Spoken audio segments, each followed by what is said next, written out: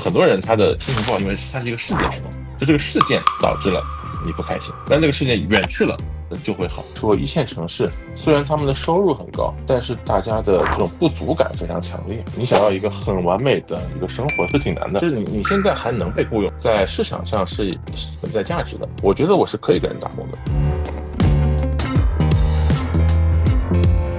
那就在过去的几年，我知道你经历了很多事情啊，包括家庭的变故、工作的变迁、失去亲人，都挤压在了2、3年的时间里面。我想知道，在这一切发生之前，你是一个什么样的工作状态，什么样的生活状态？嗯我觉得我人生就是前几十年吧，都还算比较顺利。就是虽然也不是什么哈佛、耶鲁什么什么这种特别牛的人，但是至少也是985啊，然后也是一个硕士，也是一个美国的 MBA，后来也去了一个优秀的一个互联网公司做产品经理然后从求学到工作，这些事情我觉得我自己还是挺满意的。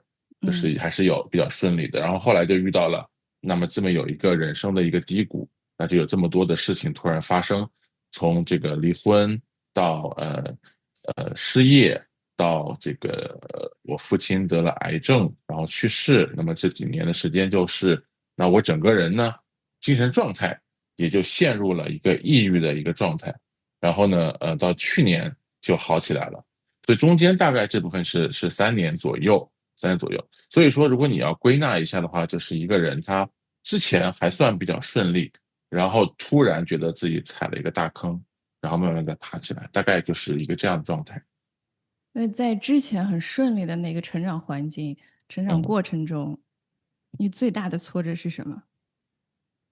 最大的挫折可能就是，可能我觉得就学业还有工作上，你可以理解为没有做到顶尖吧。我觉得就是如果非常顶尖的人，那还是非常非常厉害的。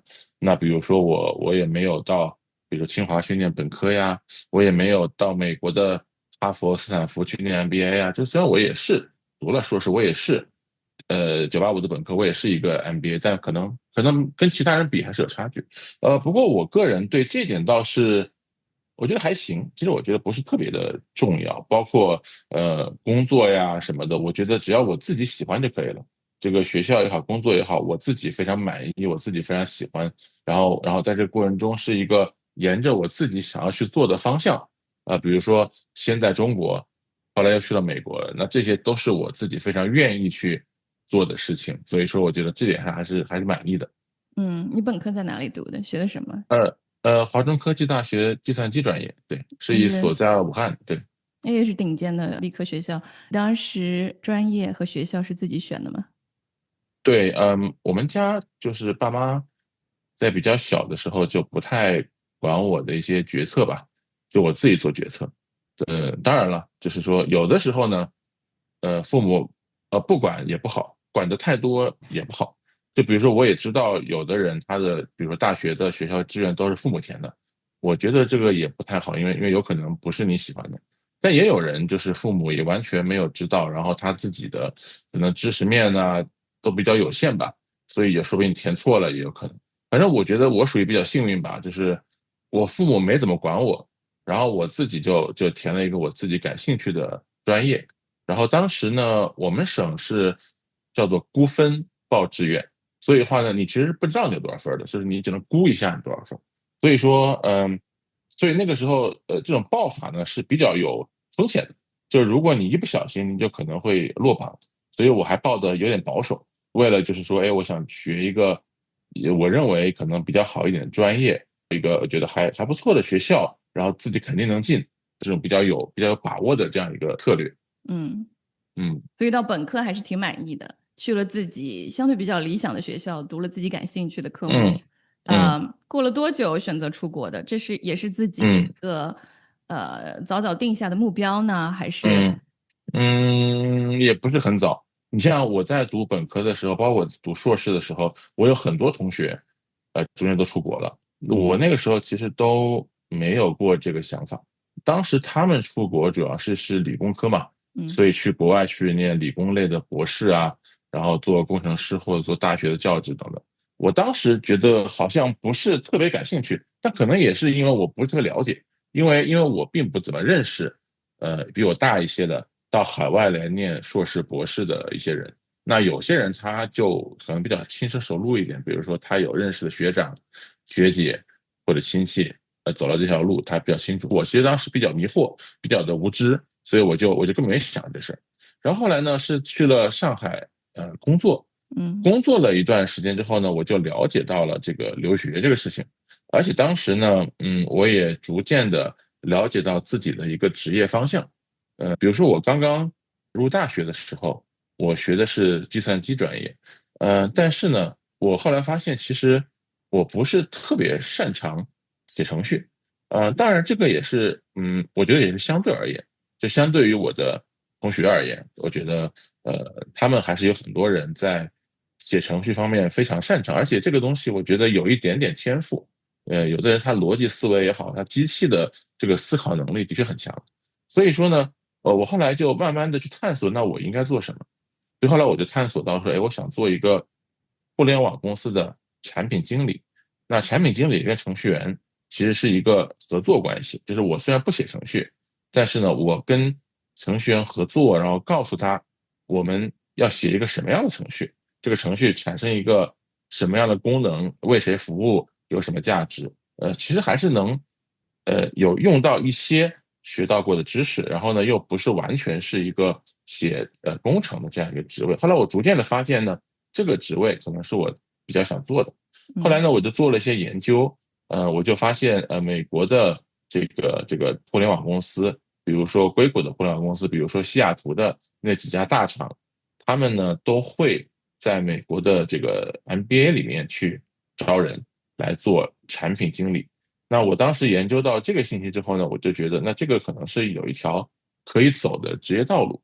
然后呢，我还是就是顺带的，就是了解了一下，比如说每个学校有什么特点，比如他们的就业有什么样的优势和劣势，然后呢，再包括奖学金的情况，再包括他们是不是在这些互联网公司的招聘的学校列表里面，就这么多的信息最后捏合到一起，然后我就发现呢，我发现这条路是可行的，是可行的，就是你去一个，比如说我们说前20名吧的一个学校，然后嗯呢，这些学校呢，基本上都在那些科技互联网公司产品经理的招聘的这样一个渠道里。然后呢，他们有的学校还会提供奖学金，所以的话呢，你的成本没有你想象中那么高。呃，这个其实挺重要的，因为一开始大家都以为 MBA 要人民币要100-200万什么的，其实没有这么多。你如果选校选得好，奖学金拿得多的话，其实没有这么多。然后呢，选了学校，然后申请了学校，然后 MBA 毕业之后，然后我就顺利的到了这个互联网大厂做产品经理。所以说，回答你的问题，就是我一开始在大学其实没有想要出国的，是后来在工作之后，然后想要出国，而且当时我是做了比较认真仔细的规划，然后仔细想了一下这个路走不走得通，然后有多少的风险，然后我才去做这件事情的。所以最后结果也是我比较满意的。所以你是一个很会计划的人。我觉得我生活中不太喜欢计划，但是对于比较重大的事情，我的确是会计划。就比如说要跨越一个国境，对吧？从中国到美国，这么大的事情，那的确是要计划一下。对，生活中我其实不太喜欢计划，有的时候会突然想起来啊，去吃个什么啊，去超市逛逛，突然想啊，去哪里旅游一下就去了。这个就是人的矛盾的地方吧。有的时候有计划，有的时候没计划。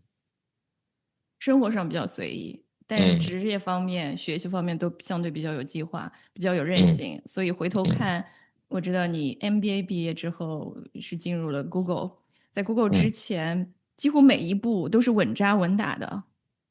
嗯，稳扎稳打这个词可能用的有点，就是溢美了吧？就是我觉得每一步都是说，在我当时我自己认知的范围内，我能做到的比较好的一个结果了。那嗯，当然了，我也强调，就是说，因为我周围，我认识的优秀的人非常非常多，所以我觉得，那真正扎实的人，那还是有很多的。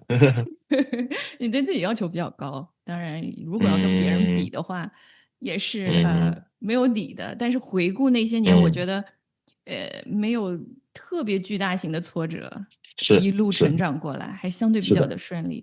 父是的，母亲也非常的尊重你的想法，嗯让你能够嗯，自由的发展。是的是的，我觉得还比较顺利，进了 Google 一做就是8年，可能是的，更长。这嗯这几年在 Google 作为可能当年我记得是唯一的中国来的产品经理，MBA 毕业直接进入 Google 的。那嗯几年感觉怎么样？嗯。首先，我觉得那个时候能进 Google 做产品经理，作为一个 MBA 毕业生来说，特别是中国的 MBA 毕业生呢，的确是我觉得我很幸运，就整个的这个过程，没有太多的帮助可言，就是不像现在你网上的信息蛮多的，还有各种各样人可以给你做 coaching 啊什么。我们那个时候的确是很少很少，所以说全靠自己准备面试啊什么的，所以说有一定的，我觉得有一定的运气成分吧，自己比较幸运吧。然后去了之后呢，我的感觉也很好，就是谷歌在那个时候，我觉得是一个很好的公司。当然不是只有它很好，我觉得那个时候 Meta 也很好啊，微软也很好，都很好。正好是在互联网行业一个不断上升的这样一个环境里，所以整个公司的文化、公司的这个职业的稳定性，我觉得都还是非常不错的。然后我在里面的话呢，因为想追求一些自己想要做的产品。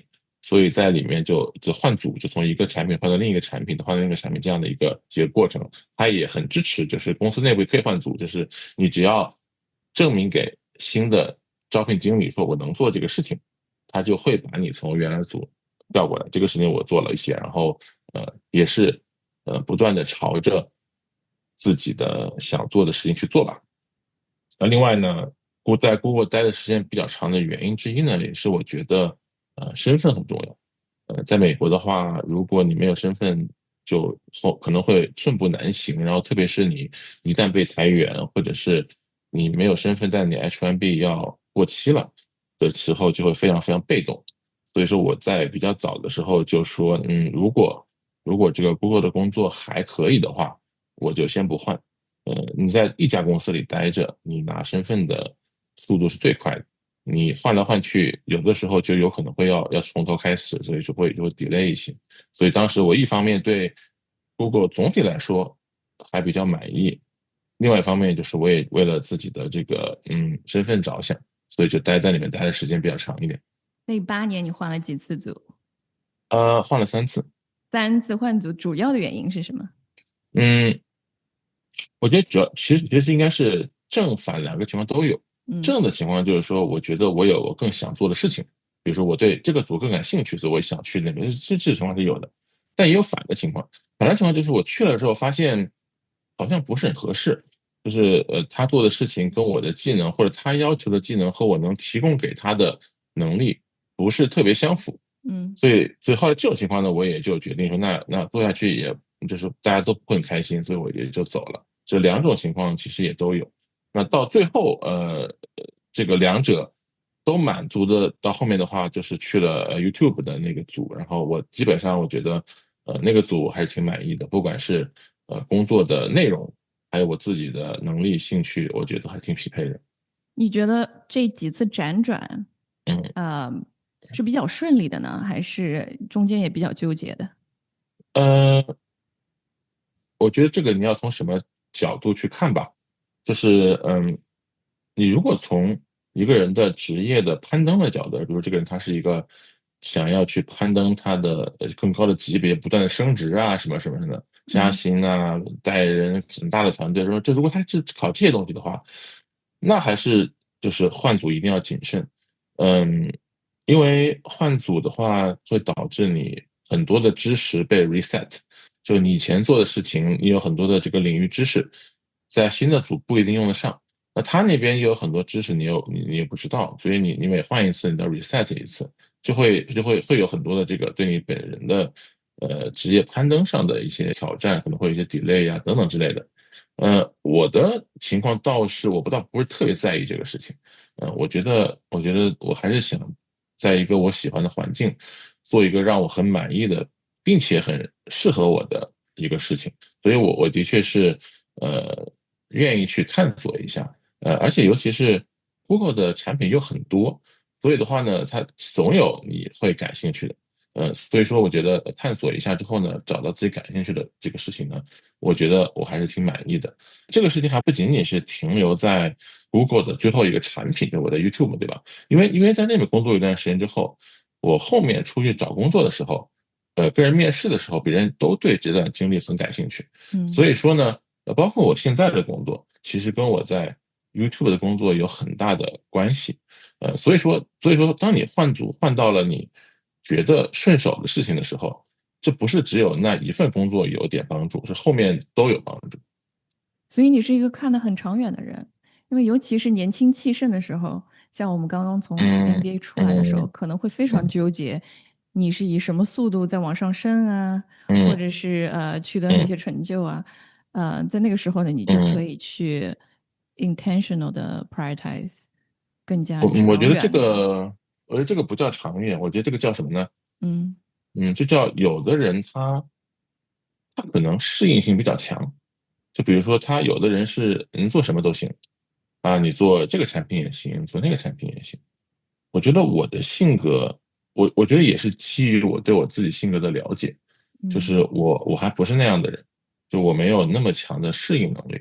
我觉得我自己可能是一个可能优点缺点都比较明显的人，所以说得找到适合自己优点的领域，然后去规避一些自己的缺点，才能够，且不论职业发展是快是慢，才能够让自己就是工作干得舒服开心。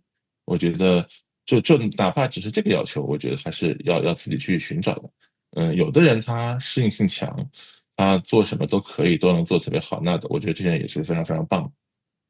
你对自己这个认知很早就有了，你觉得你的优点和短板都是什么？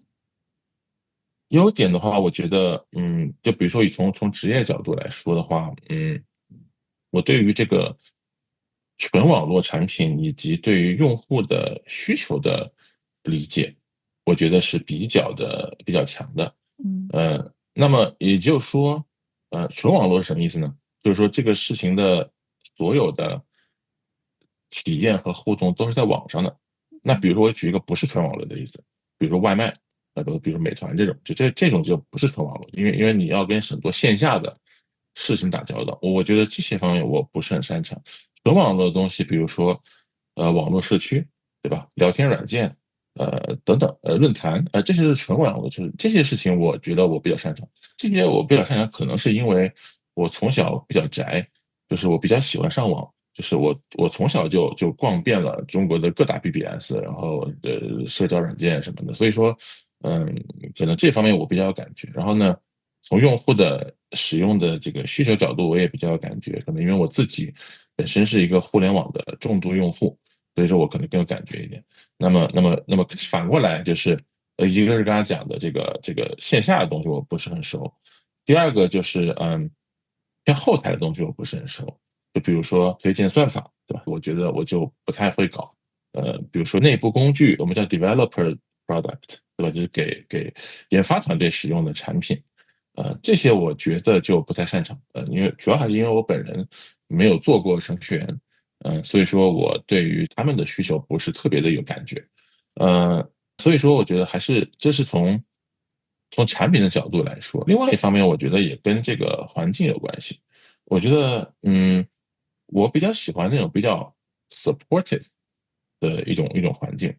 然后这个 supportive 环境就是大家彼此比较友好，然后呢，互相之间都能理解，然后不是特别的卷，然后不是特别的，就是彼此的这个捅刀子啊什么什么的。那么，职场上其实呢，虽然大家都说自己的文化很好很好，但是文化很好的地方其实是挺少的。就是大部分的职场还是挺压力很大，然后勾心斗角，然后互相捅刀子什么乱七八糟的，还是挺多的。我本人对这方面的可能适应力比较弱一点，所以的话呢，我比较喜欢一个良好的团队文化。我觉得团队文化如果确实不好的话，我可能真的是会工作的非常不舒服。那这个的原因呢，可能是因为我性格上，呃，有一些缺陷吧。比如说我性格比较敏感，然后我性格不喜欢和人起冲突。呃，那么你如果在一个友好的环境下，你不需要跟人起冲突，就能把一个事情做好。但在一个就是比较 intense、比较激烈的环境里面，可能真的是人人都要跟彼此的别人来起各种各样的冲突，然后要靠搞定对方、KO 对方，才能获得资源，才能获得成功。我觉得我可能不太适合那样的环境。那也许有的人很适合，有的人他是一个天生就是一个 fighter，那也有这样的人。所以我觉得我可能更适合是不同的环境。所以说，呃，优点、缺点都有。然后我觉得，那我还有一个优点，就是我还觉得我对我自己挺了解的，嗯。这算是个优点。对，就是因为我比较了解我优点是什么，缺点是什么。而且我也相信，就是一个人的优缺点，很多时候是他的个性的体现，而也就是说，他可能是天生的，就是有的人的性格就是这样。所以说这个东西不太好改的，就不是那种说啊，我有长板有短板，我把短板补起来就可以了。短板补起来，这个只能补你的技能。就比如说，哎，你英语讲的不好，那你可以学英语，这个我觉得是没有问题的。但是性格上其实是应该，我认为是扬长避短的，就是你还是要找适合你的环境和你本人的节奏最合拍的地方、工作、人、生活的环境，是这样。对。为什么你会那么早就对自己如此了解？嗯，我觉得也不是非常早吧，就是太早的人，一般大家都不太了解。就比如说，我觉得十几岁的话，一般小孩子都还蛮懵懂的。我还觉得，而且我觉得我在十几岁的时候还有一点晚熟，就是跟别的小孩比起来，同龄小孩比起来，我还是有很多东西不太明白。呃，可能是到了大学、研究生、工作这么个大概这10年吧，可能嗯。是18岁到28岁这10年吧，可能我做了很多的这种思考吧，比如说那个时候读了一些书，学习了一些心理学的知识，然后呢跟很多人交流，也培养了一些自己兴趣，比如说那个时候我研究演讲。嗯。就学习演讲怎么样去表达自己啊。那学习演讲的过程中，其实你学的不仅仅是演讲的技术，还有演讲的内容，就是别人演讲的内容讲的是什么。那这个其实也学到不少知识。我觉得那大概10年吧，可能是我更多的去思考、去反思，尤其是从一个一开始比较对什么东西都非常迷惑的一个人，就是比如说18岁的时候，我觉得我可能是一个对什么都比较迷惑的人。到我28岁的时候，可能50%-60%，大概是比较清楚了的一个状态，所以有很大进步在那10年里。为什么那时候会去学心理学？可能还是因为自己非常迷惑吧，就是呃，因为人可能天生的就有一些，如果你不去学的话啊，你天嗯。生就会有一些错误的观点。这个嗯。错误的观点可能是由于你就成长的环境，或者是中国的文化这个大环境造成的，所以从小就是这个样子。然后你就会觉得很迷惑，为什么是这个样子的？对吧？为什么？别人怎么是这样？为什么我不一样呢？为什么我跟他们想的都不一样呢？然后你就会很困惑。那后来就发现啊，那之所以你跟别人想的不一样，是因为你们就不是一样的人。所以说，那你要了解你自己。那可能别人是那样的，所以他喜欢做这件事情，而你是这样，所以你选择这件事情。我比如说举个例子吧，那你像读大学的时候，呃，一个比较常见的现象就是大家都比较随大流。就是你会发现，如果你去的是一个综合类的学校，比如说北大这样的学校或者复旦这样的学校，那么一个很大流的一个领域就是商科，就是不管你是不是商学院的或者管理学院的，只要是商科的内容，都会有很多人愿意去，什么 case 竞赛呀、保洁俱乐部呀、麦肯锡、BCG 的演讲会啊，就是一方面这些公司它本来也不限专业，另外一方面就是它学校有这个氛围。导致大家都非常的偏这个事情，然后都很喜欢做这个事儿。其实呢，我觉得这个里面还是有一些人并没有太多的思考，他就觉得就大家都这么干，可能就是对的啊。那这个其实读 MBA 后来也有这样的情况。那比如说，为什么 MBA 的学校里面每个学校它所出来的人的风格不一样呢？就比如说斯坦福的人为什么创业那么多呢？那沃顿的人为什么去搞金融的多呢？其实还真的是跟他们里面这个大流有关系。这人很难不受自己环境的影响。那比如我跟沃顿的朋友聊天，他去了之后，哇，大家都在聊，哎呀，投行来投行来，我怎么准备投行的面试，对吧？那大家都在搞这个事儿。所以说你特立独行很困难，尤其是在你对自己还不够了解的时候。那所以说那个时候就会有这种困惑，就是哎，为什么大家都知道这个事儿？为什么大家都准备的这么好？为什么我什么都不知道？为什么我也好像不是很喜欢这个事情？就是你会发现你自己跟别人或者跟大多数人有点不太一样。嗯所以说后来嘛，就是慢慢去学到了，比如说心理学知识啊，跟各种人交流啊，另一方面也是提高自己的这个判断力啊，就是自己的一些批判性思维吧。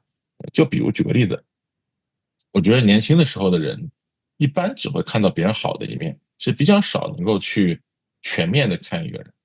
还是以这个求职为例啊，这个人他去了一个全球领先的，比如说咨询公司或者是投资银行，哇，大家都好羡慕他。那当然是因为大家只看到了这个事情好的一面啊，因为人家千里挑一，因为人家工资高，因为人家怎样怎样怎样，但你并没有看到人家不好的一面，对吧？比如说工作时间长，对吧？那工作时间长这个事儿，也许人家能够适应，未必适合你。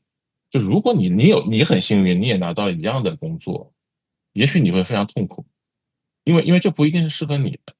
那比如说我，其实我现在就很了解，以我对我自己的理解，我就不能做这样的事情。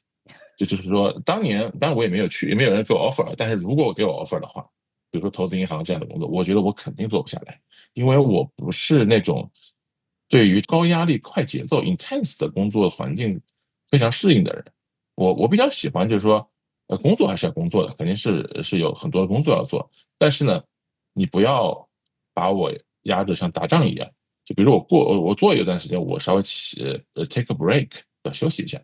好，我再回来再做一段时间啊，再休息一下。对，我觉得这样的节奏，至少我本人就我自己了解是比较能够发挥出我的能力和我的优势来的。比如说，我觉得现在我的这个工作环境就比较好。为什么比较好呢？因为我们公司现在是一个在家工作，就 work from home。那么 work from home 的一个好处就是，你有工作你的工作，你没工作的时候你是可以休息一下。就比如说啊，比如说我2点开会到3点，然后3点半开会到4点，那我3点到3点半之间我是没会啊。那我如果没有什么事做，我就休息一下，喝杯咖啡对吧？然后或者再来。对，那如果是在办公室的话，有的时候就是你会有各种各样的事情发生，你有的时候你确实是停不下来。所以说，我觉得在家工作也是一定的好处，是比较有时间给自己充电一下。我觉得我还是挺需要这种充电的一个环境。所以说回到你一开始的问题，我觉得如果这个人他了解自己，他会知道别人拥有的东西是很光鲜的，但是未必适合你。他可能适合别人，不一定适合你，因为这个东西它凡是它都没有完美的，它有好的一面，它必然有它不好的困难的那一面。那你一定要去理解这一面是不是适合自己。对对很多人来说，没试过可能也很难去判断，没做对，过也很难去决定这个是不是真的适合自己的。可能像你能够及时的换个组啊，去寻找到更适嗯合自己的环境啊，是嗯对的。但是也有不少人，因为大家可能一路过来都挺顺的，觉得嗯别人能做，自己也能做的，所以嗯就会死磕的。那嗯那样的话，可能呃嗯两败俱嗯伤也是有可能。这个是看一个人对自己的认识了，嗯对吧？这个词叫 self-awareness，对吧？至少我自己啊，就是虽然我一直以来就是一直是学校、公司、MBA，对吧？大企业其实都还看起来不错，但我对我自己的这个认识呢，我觉得是比较中性的。嗯就是说我没有像你说的那种人那种思维，我觉得你讲的这种人是比较自信的，就是他觉得那别人能做的我也能做，我没有什么理由不能做，对吧？我其实没有这样想，就是我觉得，我说过我是一个有优点有缺点的人，对嗯吧？所以说，别人能做的，也许我能做，也许我不能做，也许我能做的事情，我擅长的事情，可能别人也不能做。所以说，要更加的策略性的吧，strategic 嗯，去考虑这个问题。我一般是这么来思考。这也是得益于你自己很早的去认识到了自己。你在生活中是一个什么样的嗯嗯。人？一方面，我觉得我对于一个人的生活还挺喜欢的，就是我嗯对于独处这件事情，并没有很多人想象的那么的难受。有的人他是没法独处的，就他一定要有朋友，要非常非常多的社交，然后或者怎样，一个人是就非常难生活。我其实还挺喜欢一个人的状态的，这样的自由。另嗯外一方面呢，我同时也是一个挺喜欢交朋友的人。比如说我会经常的见朋友喝咖啡、吃饭，然后在网上组织各种比如说群啊、聊天儿啊、做自媒体啊等等之类的。这个我觉得也是另外一面。我觉得这两个倒是不矛盾，就是喜欢独处是喜欢独处，喜欢交朋友喜欢交朋友，我觉得这个都可以。我觉得在这方面，我觉得是一个两者给我了不同的满足感。我觉得这两者对我觉得都很满足。对，你是当时硅谷的一个 hub，几乎没有人不认识你的呢。我觉得是在 MBA 圈吧，MBA 圈我很多 NBA 的人认识我，对圈子里，对，对对。硅听谷的话，说你其是可以实组织起几百个人的 event。对我在硅谷做的最大的活动有300人来参加，那也是 MBA 圈，就是每个人都有自己的属性嘛，对吧？你看我的属性就是 MBA 产品经理，对吧？这些属性，所以说特别是中国产品，中国 MBA，对，中国应该三个，中国 MBA 产品经理这三个是我的一个属性，所以我在这三个圈子里面还比较的活跃，然后朋友也非常多。那有的人可能是在比如说数据分析师的圈子里很活跃，有的人可能在设计师的圈子里，那每个人都有他自己的圈子。对。嗯，那你一个人的时候喜欢干什么？我最近这段时间，最近可能半年多吧，对于 AI 所导致的这个生产力的一个增强非常感兴趣。就是你想，产品经理以前是一个什么样的一个职业呢？就是他属于一个自己什么都做不了，就全得靠别人做。就比如你跟工程师说你写个这个，他就写了；你跟设计师说你画个这个，他就画了。但他自己其实他什么也做不了。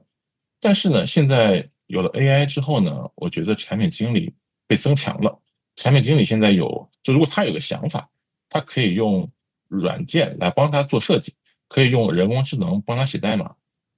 所以说我觉得这导致产品经理的这个能力大大的提高了，而且还有这种生产力的层面的提高。就比如说以前你做个事情可能要2小时，现在可能只要1小时。这个这个层面提高也是由于人工智能带来的，而且我觉得对于产品经理来说，生产力的提高还挺重要的。就是你这样，你就可以腾出时间来做一些自己呃更深入的一些思考吧。因为我觉得这说扯远一点，就是产品经理的那工作大概分两部分，一部分是思考，一部分是沟通。沟通就跟开会啊、什么传达呀、什么写文档啊什么的。如果你把这部分时间能缩短一点，你把更多时间放在思考上，其实是对产品经理也好，对他做的这个产品也好，我觉得是一件好事。因为很多时候，产品做的不好，其实主要是这部分做的不好，不是因为他沟通做的不好，主要是他产品思考的做的不好。我自己也尝试了一下，就比如说嗯最近一个词叫 vibe coding，是用 cursor 什么 code 一下，我嗯嗯写了一个 嗯 app。嗯我写完了才发现，哎，这和让一个 eng team 来写完全不是一回事儿啊，尤其像我嗯嗯这种完全没有 eng 背嗯景的人。所以你觉不觉得产品经理还是应该专注于这两件事？一个是思考，一个是沟嗯通，还是嗯让专业的团队继续干专业的活？还嗯是说你觉得某一天产品经理自己就可以把这个产品给干出来了？我觉得这个取决于这个产品的规模吧。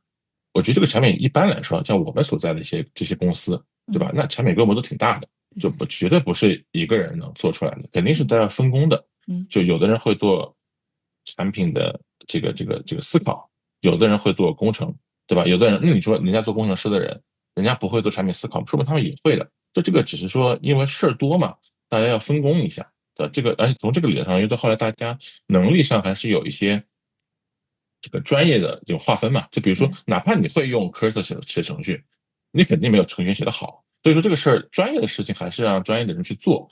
所以别人也问我说，你觉得人工智能会不会取代程序员，会不会取代设计师？对吧？我的回答一般就是说，我觉得不会。对，它会增强程序员，会增强设计师，会增强产品经理。但嗯是呢，有可能会，比如说，可能以前，两个程序员写某个软件可能要1个月，现在他们两个程序员1个月可以写3倍的量，有可能是这样的一个情况。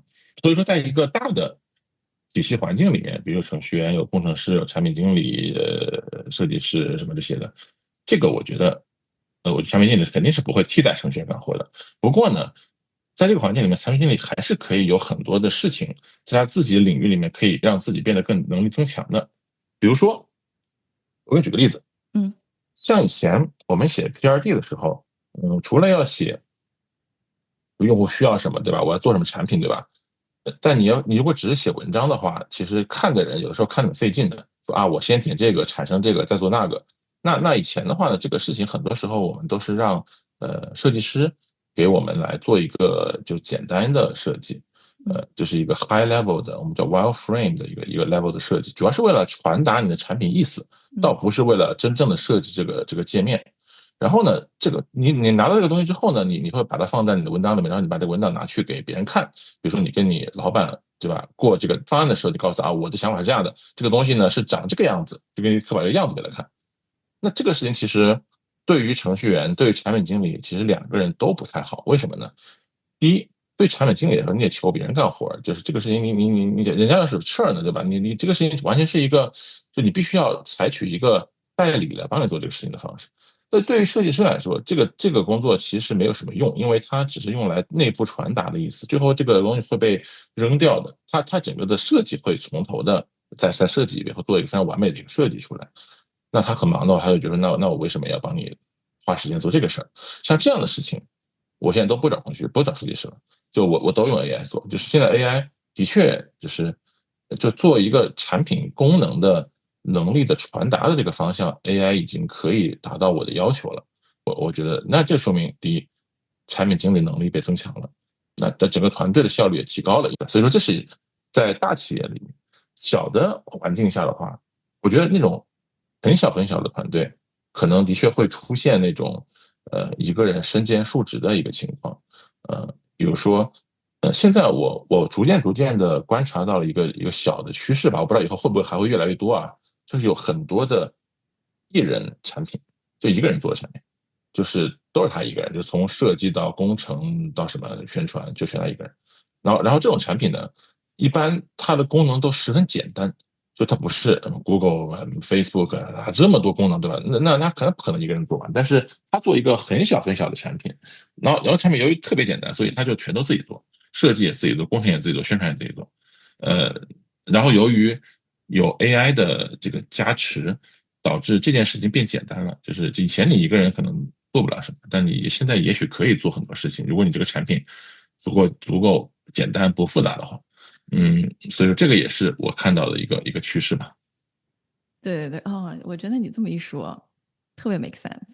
因为嗯我以前一直觉得，哎呀，产品经理不可能真的就去 coding 啊，做 嗯 design 啊，术业有专嗯攻嘛，对吧？嗯啊，你这么一说，的确你能感觉到全方位的 productivity 的生产力的增强，而是的，且那些专业的人可以更好的嗯用在更需要他们的地方和时候。是的，是的，是的，没错。嗯，所以你独处嗯的时候，除了研究 AI，别的还干嗯啥？呃，AI 是一方面了，就是各种这个生产力的增强我都很感兴趣。比如说最近比较喜欢研究自动化。那自动化的意思是说，就是有很多事情你本来需要一步一步一步去做的，你其实现在可以有很多工具，让你点一个按钮，它就帮你全做了。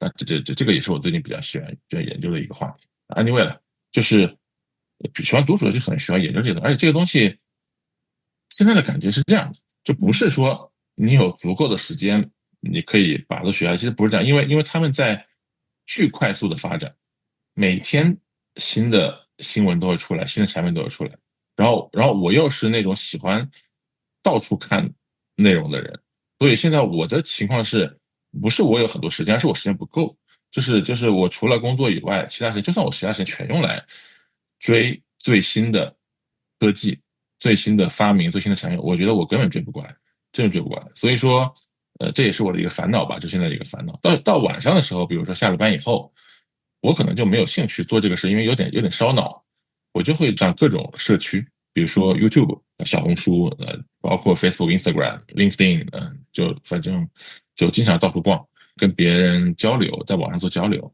对，这个也是我就一直以来就很喜欢做的事情，就是其实要按照我们以前广义来说，这个就叫上网，就是你在上网，在网上各种玩儿，对。嗯，所以花很多时间和朋友在一起，还有你独处的时候就不停的在学嗯习嗯，consume 新的 content。我知道你之前有过一段 relationship，有一嗯段 marriage，持续了多嗯，久？大概就是8年，对。8年，很长的时嗯间。嗯，也有孩子，有一个女儿，对。所以当这段关系结束的时候，你嗯当时的心境是怎么样的？当事人就抑郁了嘛，人就抑郁了，然后抑郁的时候呢，其实我当时在 Google 的时候，其实是有那个心理咨询师的，这个嗯属于公司福利，也不要我花钱，所以我就有看了个咨询师，然后看着看着呢，就他后来就跟我说，他说我觉得你这个精神状态呀，已经到了一个就是病了的一个阶段了，就已经不能够说你是心情不好了，你可能是病了，所以说你得去看医生。从你正然后去看。常到他说嗯你病了，这嗯个时间跨度是多久？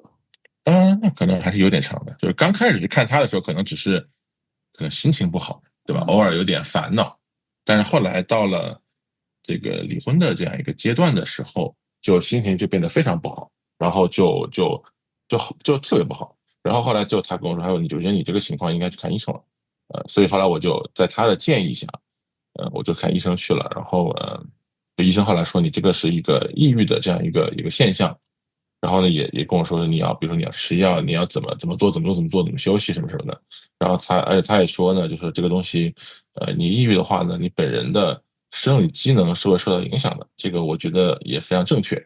就比如说在抑郁的时候，这个人的这个精力是大幅下降的，然后思考是大幅的变慢的。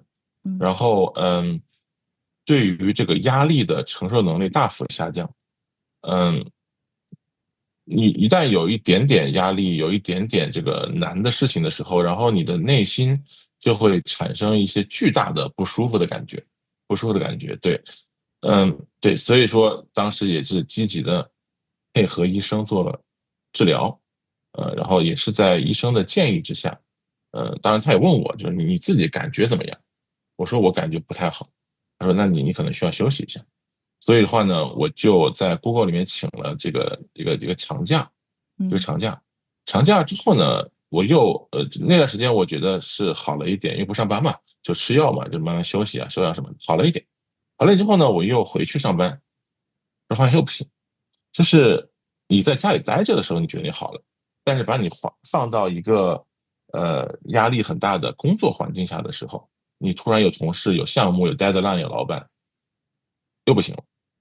那个时候我觉得那这个可能真的做不了了，而且的确那个时候明显的感觉到自己也不是很喜欢自己当时的这个状态，当时的这个 output，就你的工作的一个结果，我自己也不太满意。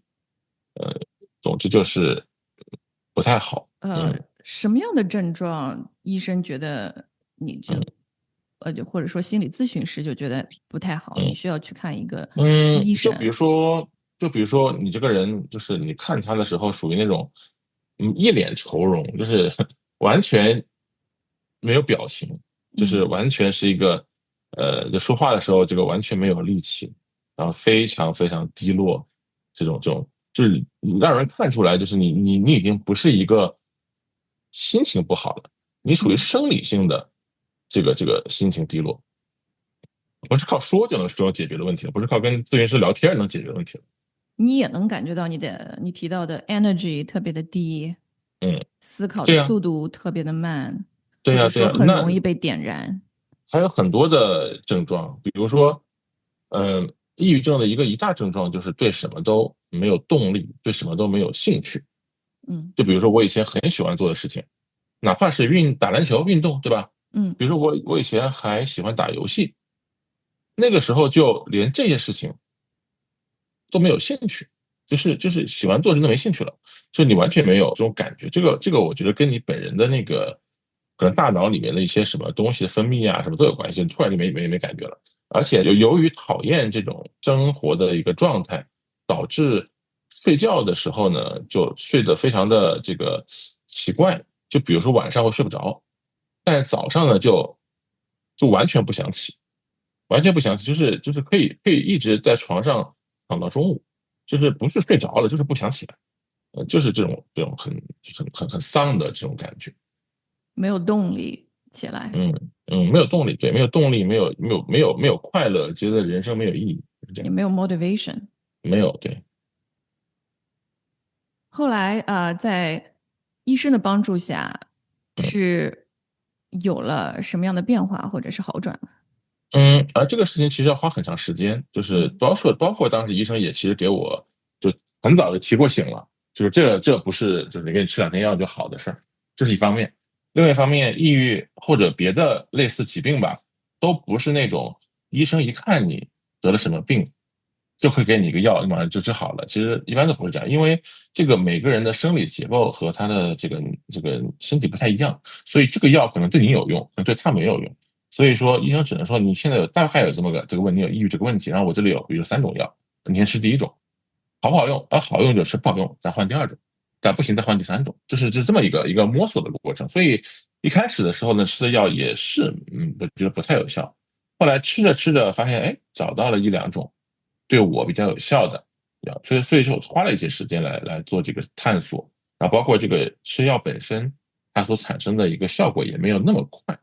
所以嗯，整体来说，就是我觉得大概就花了个3、4年吧，然后才我觉得算是全部的把这个东西走过来。当然，这里面不仅仅是吃药一个原因，就还有一些别的原因。但是我觉得呃，就像你刚才讲的，这个东西到底多快能够解决呢？就光靠吃药，我觉得没有很快，没有很快。什么时候你觉得有点好起来了，或者是什么样的 嗯，signal 让你觉得这个药没准有用？就是这个有点就是属于自己的感觉。就你比如说你以前吃的这个药，你怎么觉得就吃了2月了，就吃了跟没吃一样，嗯就心情不好呢，还是不好，对吧？嗯后来呢，比如吃这个药，吃着吃着，哎，好像精神好一点了，哎，好像变兴奋一点了，有嗯，对事物的兴趣提高了，那这是慢慢的这种自己试出来的感觉。那段时间除了吃药，有进行一些别的什么，比如说和朋友交流啊，或者运动啊嗯，等等。是的，是的，这2件事情其实提的非常好，就是当时医生就跟我提到了这个事情，就是说你除了吃药之外呢，你要做很多事情，比如说你要多运动，嗯然后呢你要多跟朋友交流，但其实呢，就是对于当时的一个抑郁的状态的人来说，这2点都很困难。第一个，从运动角度来说，其实你当时处于心情非常不好的一个状态，导致第一，你没有任何动力去做这些事情。就比如说我以前很喜欢打篮球，对吧？我那个时候一点都不喜欢去。那别说一些我不喜欢的运动了，比如 hiking 对吧？我以前就不喜欢，那你要我就更不喜欢了，所以就很难有兴趣做这些事情。那第二个呢，由于一个人他在比较抑郁的时候，他比较容易就是喜欢吃很多东西，他会在食物上来获得一些快乐感。当时我也有这种感觉，就是每天都吃很多东西，或者是一些不健康的东西，导致人变得很胖。那你变胖之后，你就更不想运动，所以说这也是一个原因。那么，与人交流方面的话呢，其实也是一个呃，就是应该做，但是并没有做好的一件事情。就是从医生的跟我讲说，你得跟人交流，你不能一个人，特别是因为你精神状态不好的，你容易产生一些负面的念头。你老是一个人跟自己想，容易钻牛角尖，容易心情越来越不好。你要不断的跟人交流，不断的舒缓自己，这样子。但由于你本身是非常抑郁的，所以你其实没有兴趣跟人交流，你自己提不起这个劲儿来，而且也觉得自己状态就是不好，所以更不想去跟别人交流，不想把自己很糟糕的一面展现给别人看，或者不愿意把自己的负能量传达给别人，对吧？然后这个过程中呢，我自己所以主动找别人交流的情况就变少了，就不像以前就到处办活动啊、见朋友什么，那个时候的确是变少了很多。但是我觉得我也很幸运吧，就是有一些朋友他在关心我，就是他会问你说，哎，你最近怎么回事？怎么没有听到你的消息了？或者说，你最近发生了什么等等之类的，我会跟他讲我怎么样怎么样了。然后呢，他就会很主动的关心我说，哎呀，要不我们见面喝咖啡吧？要不我们呃 video 上面聊一下吧，对吧？开导我的，给我一些这个支持啊、帮助啊什么的，这些都是别人主动的，就是不是我找别人的。我觉得我当时已经没有动力找别人了，但是有人关心我，然后我觉得这件事情对我也是挺有帮助的，我也挺感谢在我当时比较抑郁的时候主动来帮助我的人。所以跟大家交流了之后，你心里有不一样的感觉吗？有啊有啊，就是一方面你自己把你的一些心事袒露出来，这件事情本身就很有价值，就是你自己不再一个人把它都揣在自己心里，这其实好很多。另外一方面的话，别人会给你一些建议嘛，会给你一些比如说给你一些不同角度的思考，对吧？比如说你觉得啊，现在生活糟糕糟糕糟糕糟糕透了，他说啊，其实我觉得没有那么糟糕。比如如果你可以这样想，如果你可以那样想，对吧？所以他讲的就是替别人讲的说，好像也有道理。就有的时候也会纠正一下自己的一些负面的情绪和想法。对，所以说两者都有帮助。嗯，然后你提嗯到回去工作了之后，好像又嗯嗯所有的正常都回来了，因为压力啊等嗯等的。是的。回去工作那个时候是一个什么样的状态？和之前好的时候嗯工作有什么不一样？我觉得当时情况是我自己在家里躺了一段时间不休假嘛，嗯我觉得我已经好起来了。结果去了之后发现不行，就是呃跟家里环境不太一样，那就又回到了在我休假之前的那种状态，就每天的心情都非常不好，然后工作上就是难以为继的这种感觉，就做不下去的这种感觉。呃，对，就是这样的一种感觉吧，就是所以和同事的交流是没有办法起到像和朋友那种交流的作用的。对，我起不到，而且还可能会更糟糕，因为朋友交流，人家会给你支持嘛，给你提供情绪价值嘛。那同事交流，人家会给你提供压力，会给你这个提供会 challenge 你，会等等之类的，就是会反而是，但人家没有恶意啊，但这个职场就是这样子，所以反而会不好。所以你回去了多久决定算了，我先离开一回去了，段时间，回去一两个月吧。然后就决定离开 Google 了，这对，个你拼搏了8年的公司。后来我就觉得。就没有办法做下去了。其实那个时候就是我就没这个事情，我无法去进入就继续下去了。就是这也不是我愿意的。你如果问我你想不想离开 Google，我觉得那个时候我其实并不是很想，但是处于一个就你没有选择的一个状态，你没有办法把这个事情做好的一个状态。对，嗯，离开了之后，你在干什么？在躺平啊，其实就在家里躺平，嗯，呃，躺了有半年左右呢，躺了蛮长时间的。一个人对，吗？嗯、对，是一个人。对，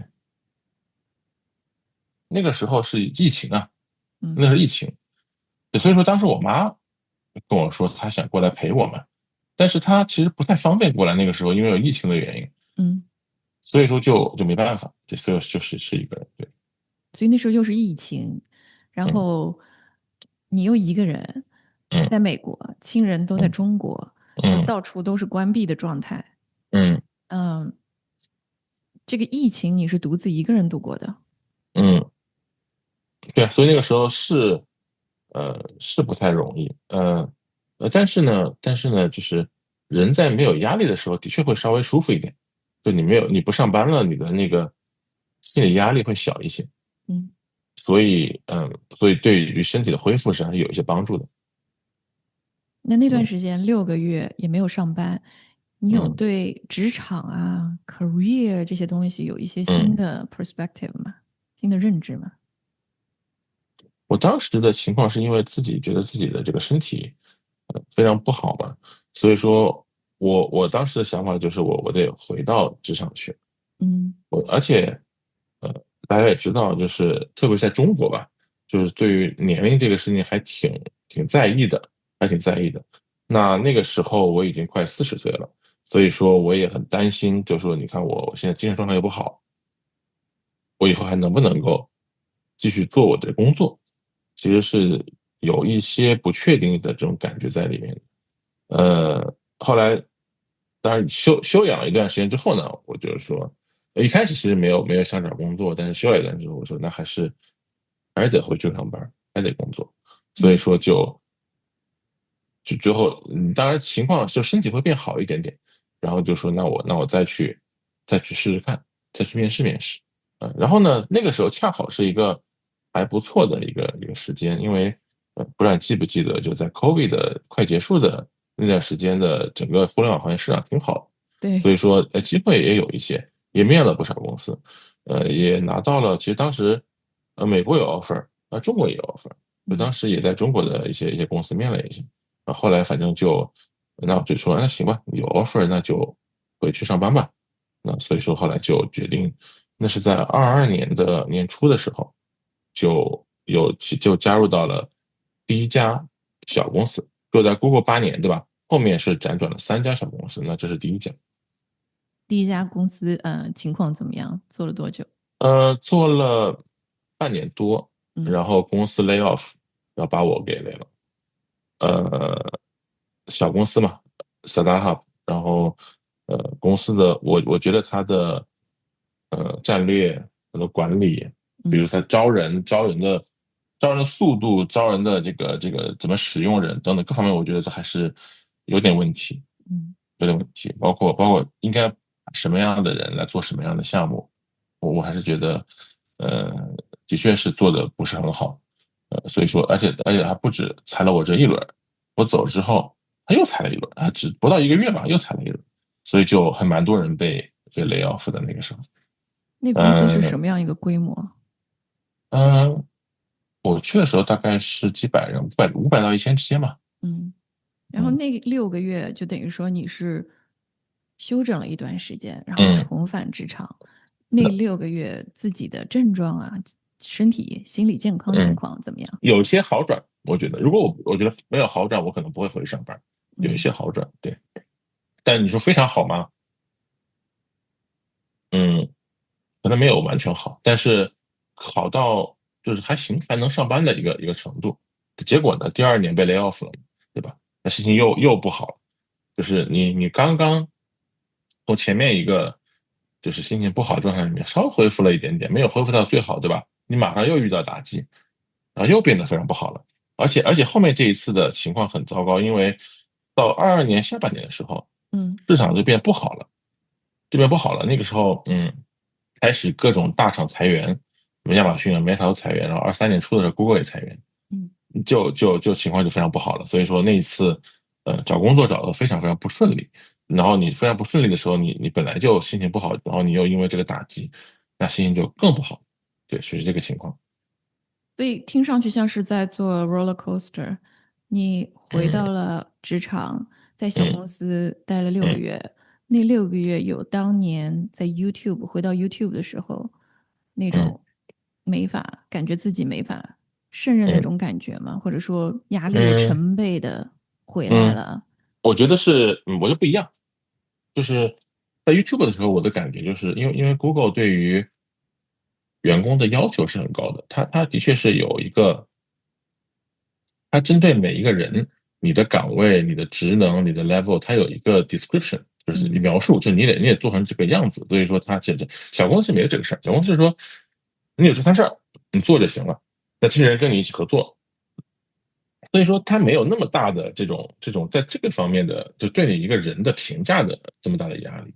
但是小公司它这个管理上的压力是很大的。比如说我们就很多时候我在里面感觉就是人和人之间很缺乏边界感，就是比如你做一个事情，突然有一天有个人突然出现，就明摆着跟你抢了，把项目抢走了，就让我项目我做，就很多事情就非常没有边界感。人际关系我觉得是不太开心的，就是在 Google 里面，我觉得人际关系还是挺开心的，大家整体的文化然后素质都非常非常好。那小公司的确这方面就要差一些，包括因为它是一个 startup 嘛，小嗯公司嘛，所以 嗯 startup 其实有一个特点就是。它非常的，呃，我想用什么词来说呢？就风险很大，而嗯这个风险很大，不仅仅是针对个人，我说这公司风险很大，就是随时可能要倒闭的这种感觉，因为他们也都是拿风投的嘛。那你如果做的不好，拿不出数据，你这一轮融资烧完，你就融不到下一轮了，对吧？那公司就得关门了，要不嗯，然就是裁员了。所以说他就没有那种就彼此非常 supportive、比较支持的这种环境。这个会导致就是非常的不愉快的一些情况产生。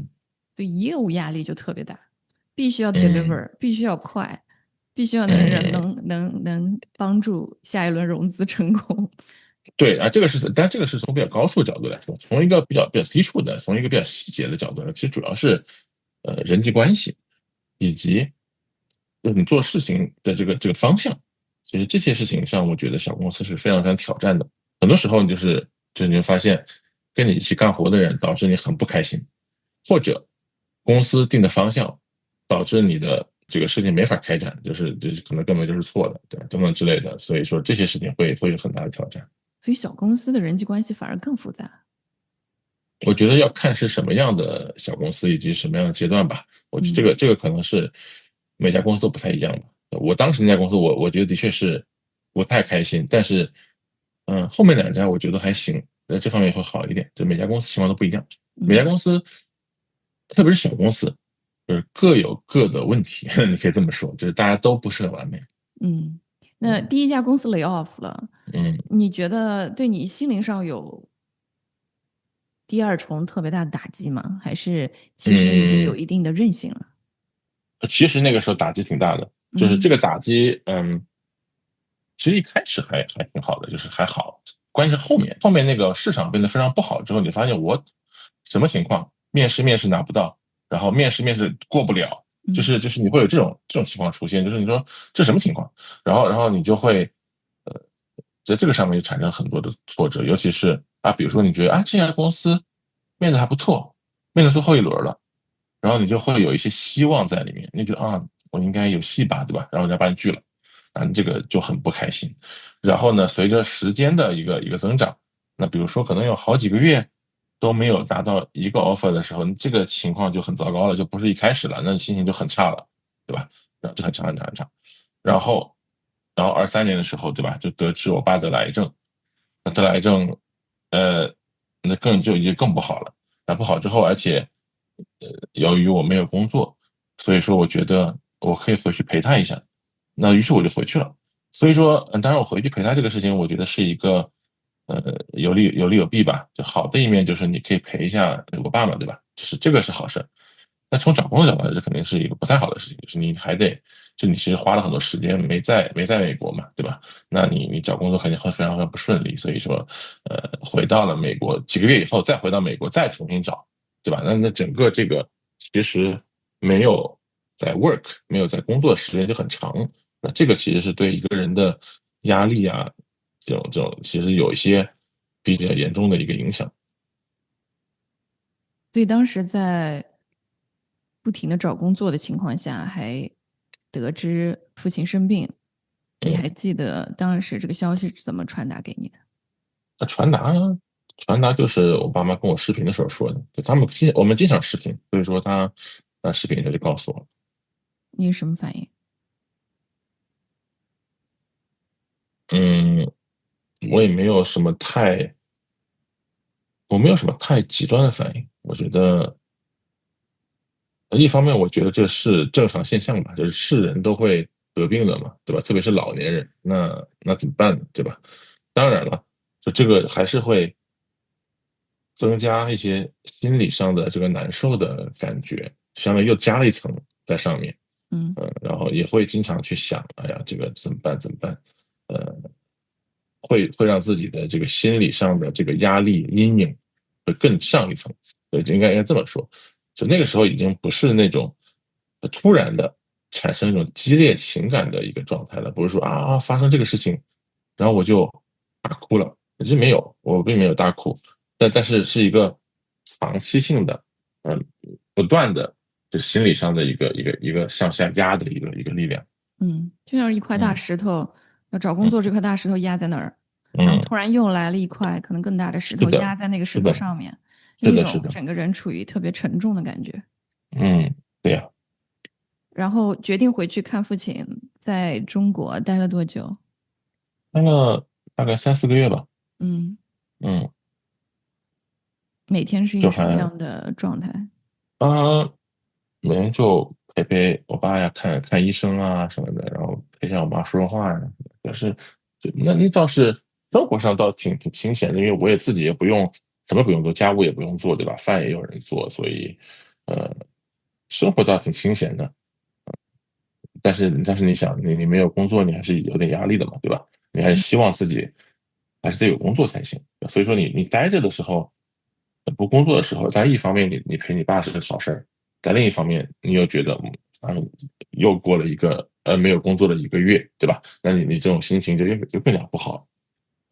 就一层嗯，又一层的是的，这个无法挥之不去的这个压力在那里。嗯，然后父对呀，亲的病情的发展怎么样？我在家待了3、4个月嘛，然后这3、4个月呢，他就是从一开始查出来，到后来变严重了一些，对吧？但是呢，我走的时候其实还行，就他至少还能，比如说，就是站着在客厅送我，对吧？这个，就是再见啊什么，这个他能做到，对吧？但是后来就不行了，回了美国之后呢，就是后来跟我妈视频，就说他那边的情况就越来越差。就越来越差，对。然后后来到了第二年，2024年，就是那个时候我已经入职第二家公司了，这家公司，然后到2024年，大概4月份的时候，然后我妈就说的情况非常不好，然后后来我就跟那个老板请假，就是也有点临时，因为没有提前计划这个事情，所以我跟老板请假，说我得回国去一段时间。老板倒也挺好，说行行，你去吧。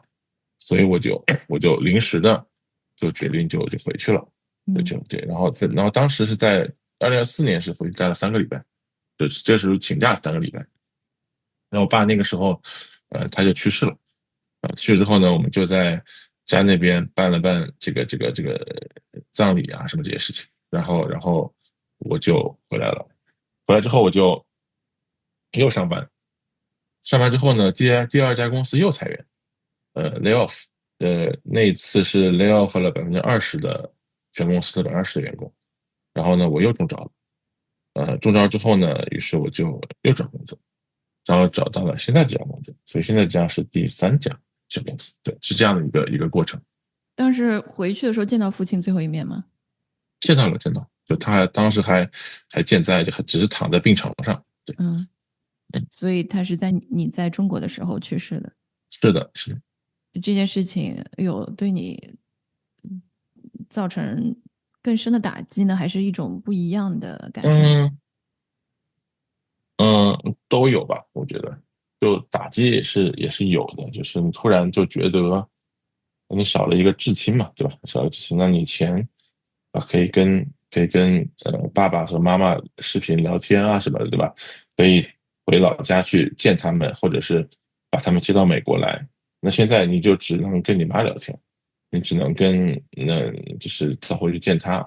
然后你就少了一个至亲，对吧？就嗯，是这种感觉。然后有的时候就会思念嘛，就有一种思念这种感觉，就是呀，你要是没有走就多好，对不对？等等就会想想这个事情。我觉得这个也是恐怕是没有办法。我自己对这种事情的看法就是，其实我觉得其实都是，就不是说这一件事情，其实都是一样的，就是这都属于没有办法。就比如说你搞到最后，离婚抑郁了，搞到最后，在 Google 不能工作了，搞到后来去小公司被 lay off 2次，对吧？其实这都是没有办法，这确实是我没有办法去做到的事情，我没有办法改变。有太那那那多不能控制的事情。对呀，对呀，那真的是没有办法。所以说后来我就说，那虽然是比如说你想的，就比如说对我自己的影响的，比如我很想念我的父亲，对吧？等等之类的，他过世了，当然心情会不好。那我现在想法就是，那没有办法，也只能接受。那只那能这样想，时候的对。心理状态怎么样？就 mental health。其实好一些，其实好一些。那个就最难过的是21、22、23嘛，到嗯24年，我觉得心理状态好的一个原因，主要是因为当时就是24年之后工作还比较顺心。这个现在想想看，我觉得还挺重要的，就是因为你每天要工作8个小时以上嘛，就你一天基本上都在做这个事儿。这个你要有一个你还比较顺心的工作，对吧？你的收入、你的心情、人际关系都会很好。所以说，这个你再加上这3年来我吃了很多药嘛，对吧？医生给我开药，然后呢，我自己呢又在不断思考，就比如说我刚才讲的，就后来意识到，哎，虽然很难过，但这个事情你控制不了呀，这不在你控制范围内啊，你没有办法呀，那等等，就各种的原因吧，组合在一起，我觉得去年就精神就变好了，变好了。然后到上半年吧，然后我加入了现在这家公司之后，我觉得我基本上就都好了，就没有什么抑郁的感觉了。慢慢慢慢的回到正轨的感觉。对，我觉得还是就是一个是任何事情，如果它是一个事件驱动的一个事情的话，比如说离婚，对吧？比如说被裁员这种事情，当时你当然是很难过的，但是一旦这个事件它离你比较远去的时候，嗯那你就会好起来。你就比如说我离婚的时候，我刚刚离婚的时候是非常非常抑郁的，就比如说我去Google 上班，对吧？就是没法上班的。但是呢，你说3年4年以后，我再去想这个事情，当然我还是不会很开心啊，这个各位人还回想起当时的痛苦，还是很痛苦。但是我觉得，就是过了这么多年，它只会越来越淡，它的对你的影响只会越来越小。就是这个时间还是有用的，在这个整个的这个自我恢复的过程中，时间还是很有用的。你觉特别是得是这种叫事件驱动的 event base，这个我要强调一下。就很多人他的心情不好，就是因为它是一个事件驱动，就这个事件导致了你不开心，但这个事件远去了，那就会好。所以你觉得是时间冲淡了一部分？除了时间之外，你觉嗯嗯得有没有其他的一些东西帮助你让那些感受变得淡一点，或者更容易走出来嗯了？我觉得这么几点吧，就包括我刚才讲的部分啊，就时间是一个，嗯第二个是工作，就是你有一个理想的让自己比较满意的工作，这是一个。呃，第三个就是心境，心境就是我自己就后来，当然这个可能是也属于一种可能没有选择的选择吧，就是你后来就接受了这个事情了，就是你接受了你这个情况就是很不完美的一个情况，对吧？你可能以前的人生你很满意，现在你不满意了，但是那 that's about it，对吧？这个你没法改变，那就只能接受了。你开始接受不了，最后你就接受了。你接受之后就发现说，那既然这个事情它已经这样了，那我们就这样吧，该怎么过就怎么过吧，该怎么生活怎么生活吧。逐渐的，你心境的一些改变，一定程度上可能也是就是想通了吧，就把这个事情想通了，就是呃这个以前在一个心理学上好像有一种理论吧，就一个人他遇到一个打击、一个痛苦的时候，他是有几个阶段的，对吧？是第一个阶段什么？第二个到后面那个阶段的，denial 时候，还是什对，有么？几个阶对，段，对，我不记得什么了，但是最后你就说啊，我接受了，就是嗯哼，行吧，那就这样吧，就是只是这么思考，而且你会看问题看得更加的客观一点，就是说啊，当时这个事情发生是什么原因，哪些事情是你能掌控的，哪些事情不能掌控的，你的决策哪些是对的，哪些是不对的，对吧？你可以去思考这些问题，然后这样你比较去理解这个事情的发生的前因后果，你就没有那么的只靠自己的情绪去驱动自己的这种感受了。你有嗯慢慢的发现自己对自己的情绪更有掌控力吗？对呀，就是那你抑郁的时候，你是完全没有掌控力的，就属于他情绪一旦不好了，他就把你吞噬了，就你就没有情绪了，你的情绪就是他的情绪，因为你病了嘛，你病了就是，所以你一旦你的身体决定你心情不好了，你就一直心情不好。现在情况就是一方面，心情的确好了很多，另一方面自己的这个思考能力也变强了一些，能够更多的去理解这些事情。对。比如说现在出现一种情绪，你会变得更加敏感，去认识到，哎，我现在有嗯这样的情绪出现，所嗯以我能够更好的去管理它。嗯，我觉得不是这个角度，我觉得应该是这么说啊，嗯就是我觉得我现在对于自己在情绪上的需求可能更加清楚一些了。就比如说，我们举几个例子吧。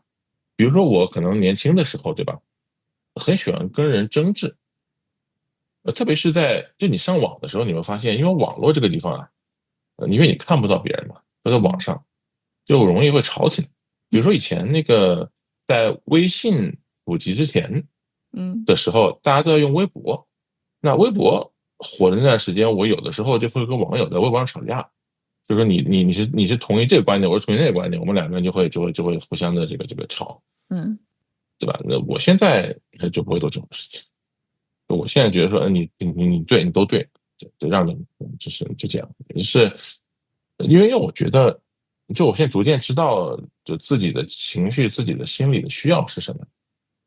就是我不需要就是跟吵架把你给吵赢了，我需要的是一个平和的心情，我需要的是一个宁静的一个环境，这个我很需要。再一个就比如说，呃，就比如说我因为这一次的这个抑郁症的这种不开心的一个体验，我就意识到，就我对于心理健康、对于情绪价值是很需要的。我发现是很需要这个事情，那不像以前，以前我会觉得这有什么重要？我每天上班上学，对吧？好好上学，这主要这些事情。后来发现啊，这个有点重要，有点重要。这其实也是我这一次从湾区搬到亚特兰大的原因之一。嗯就是我觉得，湾区的，呃，当然这个可能是所有的一线城市的一个问题吧，这不仅仅是湾区，就是心理健康来说，平均来说不是很好，不是很好。这个也不止我一个人，我觉得很多人都有点不是很开心。那中国尤其是这样，你去中国一线城市看看，你住北京、上海，对吧？深圳，很多人都不是很开心，也甚至有些人是亚健康的状态。我觉得都会这样。香港、纽约、湾区，嗯，然后我又觉得，我还是希望自己的心情好一点，我还希望自己有一个，一直都很开心的一个状态，或者说，就是我会更加的优先考虑自己的心情。我觉得这个事情现在对我来说变得比较重要，因为我体验过这些感觉，所以说我还是很幸运的加入了这家公司，它容许员工可以远程工作，嗯对吧？所以我有这个运气获得这样一个机会，于是我就决定要搬家，我就从湾区搬到了亚特兰大，这是原因之一，但有很多原因，但这个的确是一个原因。对。嗯，嗯你是怎么意识到，哎，我换一个地点可以让我更开心？或者你觉得那嗯些在大城市嗯的人大多不开心的原因是什么？嗯，我觉得不开心的原因主要是，如果你要往比较大的方面去说的话，其实主要是两个，一个是钱，一个是文化，这嗯两个我觉得是主要的问题。钱的问题是因为大部分来说，一线城市虽然他们的收入很高，但是总体而言，大家的这种不足感非常强烈，就是有一种就是我觉得我好像没有得到我想要的，我还想要更不够。多，我不够，对，我还想要更多。嗯而在一线城市，你如果就什么都想要，你想要一个很完美的一个生活是挺难的，是挺难的。所以说呢，就会有一种匮乏感这种感觉吧，对吧？但不排除有的人他是非常的满意自己的生活，但是我看到很多人是有这种匮乏感。那么这是钱的问题。第二个问题是文化的问题，就是湾区可能别的一线城市也有这个问题，就是一线城市它汇集了很多的雄心壮志的年轻人，而且呢非常的有动力，非常优秀，从而呢导致大家都非常卷。嗯，其实我觉得我以前也有一点，就是我20几岁或35岁以前，其实也有一点这样子。这个可能跟人的这个呃年龄阶段有关系。就在某个阶段的时候，你就觉得，那我就是要去拼，要去跟人卷，对吧？我以前在上海上班的时候，我是经常加班到晚上10点11点的，觉得一方面就是那个时候年纪轻，很有体力，另外一方面就觉得你就应该这样子。对，那这个卷的这个文化呢，有些人可能就会觉得非常喜欢，我觉得这取决于他的年龄、他的状态等等之类的。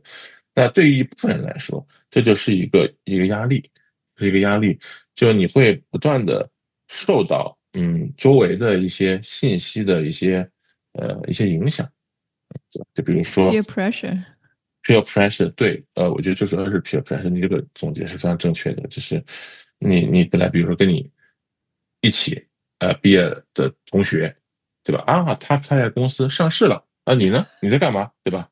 再比如说，对吧？谁谁谁，对吧？又去在什么大厂里面，对吧？升职到很高很高的级别了，对吧？你可能跟你同学，对吧？等等等等，举个例子，只是一个例子，也有可能不一定同学，周围的人啊或怎样。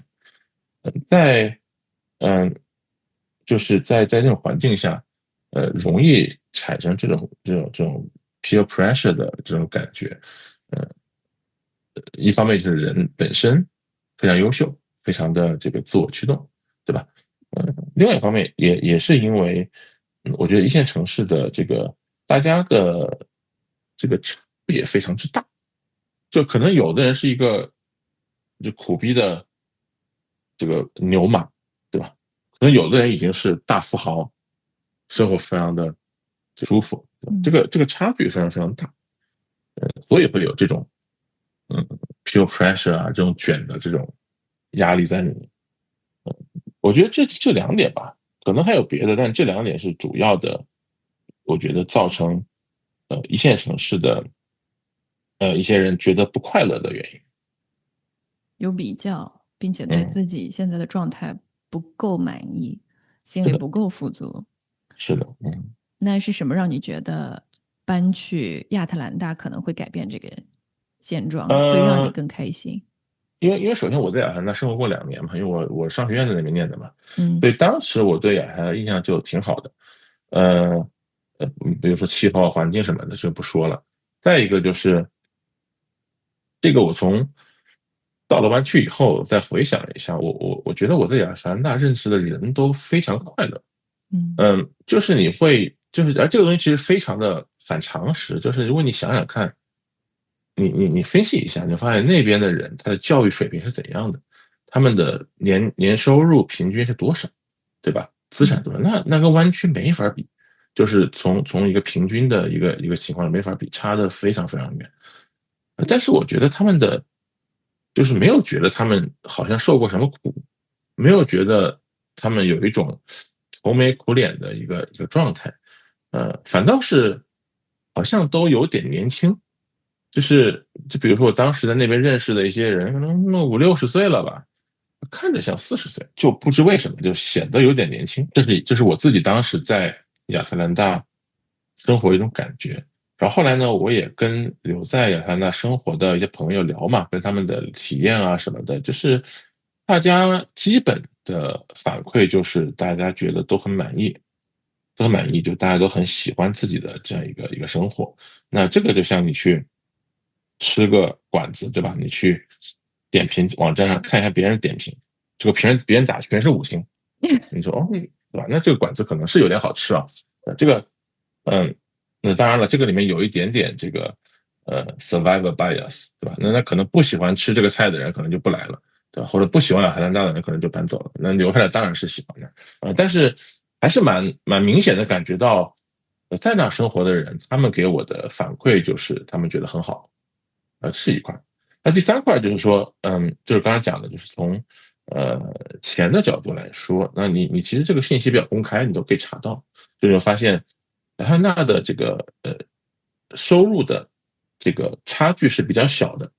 然后呢，当地的呃收入虽然比湾区低很多啊，但是它的支出也低很多，就嗯这个都可以查到，就是比如说它的物价是怎样的。加油是多少钱，买房是多少钱，这些信息都是公开的，你可以都可以查到。然后你就会想比如说你是挣多少钱，然后你在那样的一个收入的一个支出的一个环境下，你的生活质量会怎样？对，你会有一个比较，然后你会有一个思考，然后你会说从钱的角度，从文化的角度，对吧？从心理健康的角度，至少我认为，我觉得来了亚特兰大应该是一个更好的选择，这是我当时这么想的。然后你现在来了多久了？我来了1个月了。跟你想象的差距大吗？嗯、我觉得这个要从两个角度，第一个角度就是我本人现在心情是很好的，嗯，我们还是要客观的说，你到一个新地方，你心情都会很好，就是因为你刚刚来嘛，所以新鲜。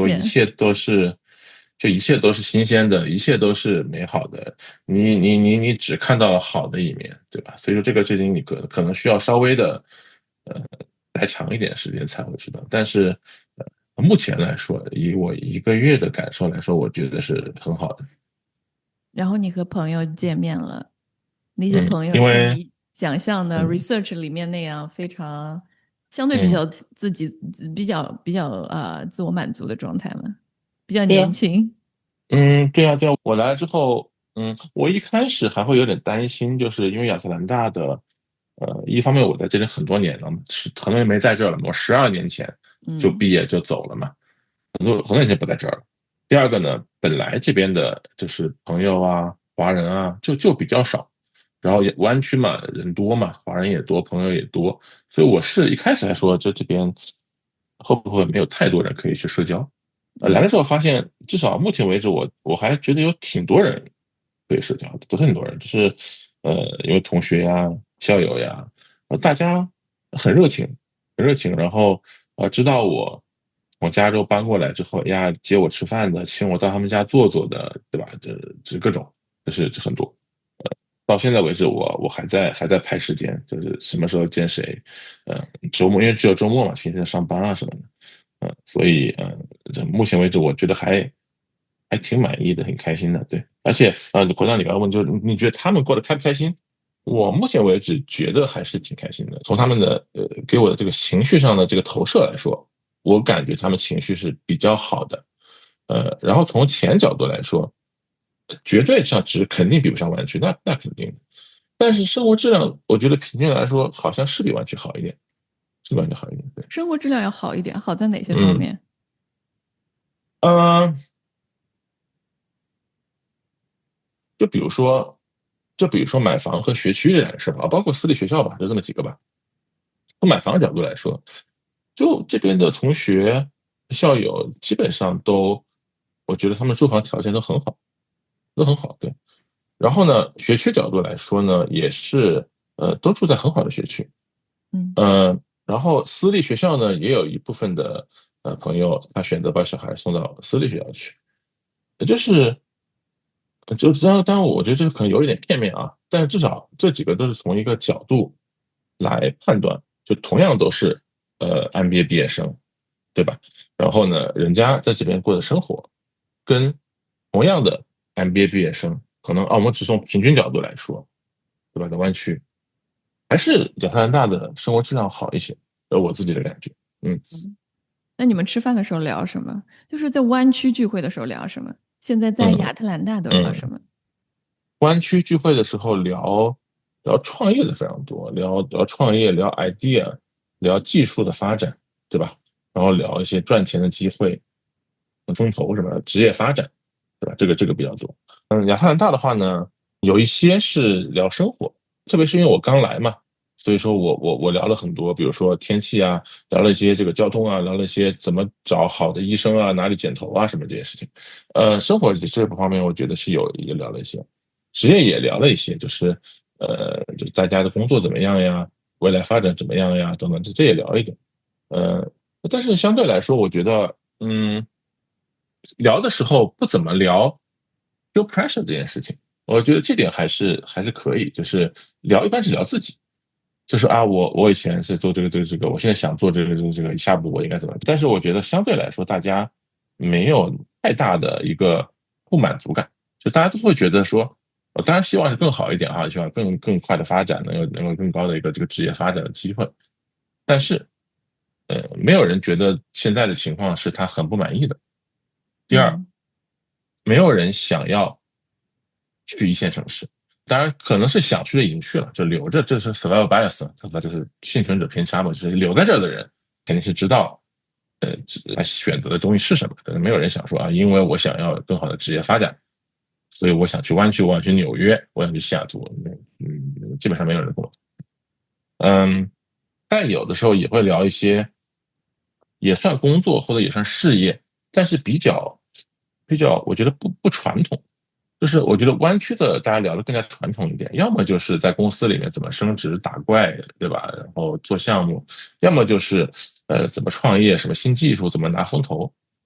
这边我还了解到很多很有趣的，就是不一样的一些事情，比如说专门研究买投资房的，就是因为亚特兰大那个房子的租售比很高，就是加州湾区是属于房子非常非常贵，然后呢，租金它没有办法租到那么贵，所以导致它租售比不是很高。那么如果你在湾区买房子的话，你基本上你靠租金是很难 cover 你的成本的，然后你主要是要指望这个房子会涨价。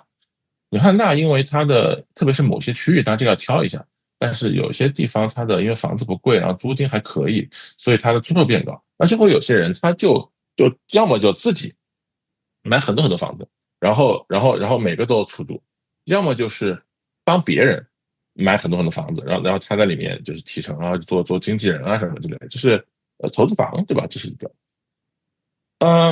还有做什么房产的 flipping 的，但这个湾区也有就是了，但是反正有人老就这样做这个事儿。还有就做各种小生意的，自己做个生意啊什么的。总体而言就是，有很多人有奇奇怪怪的一些想法，处于small business 这一类，对吧？就算是现在还没做到这些事情的人，也向我表达了这个愿望，就都是跟我说，哎，不想上班了，可能过2年自己开个公司，做点自己的事情。嗯，有不少人对我表达，这说不定他们现在还在上班，但以后可能就不上班了，以后就是搞点自己的 small business，这个也是我聊到的一个现象吧。湾区的朋友会说：“哎，不想上班了。”有那样的吗？嗯，湾区可能有点难，我觉得，就是湾区你想满足一个不想上班的一个状态，你还得需要有很多钱的，就是特别是你要满足你的需要的话，比如说一个家庭，对吧？你小孩子要么上私立学校，要么要上一个很好的一个公立的学区，光这个事情就很难满足。对于很多人，特别是你不上班了，你要上班你还可以，你一直有收入还可以，你要是不上班，我觉得这还挺难的。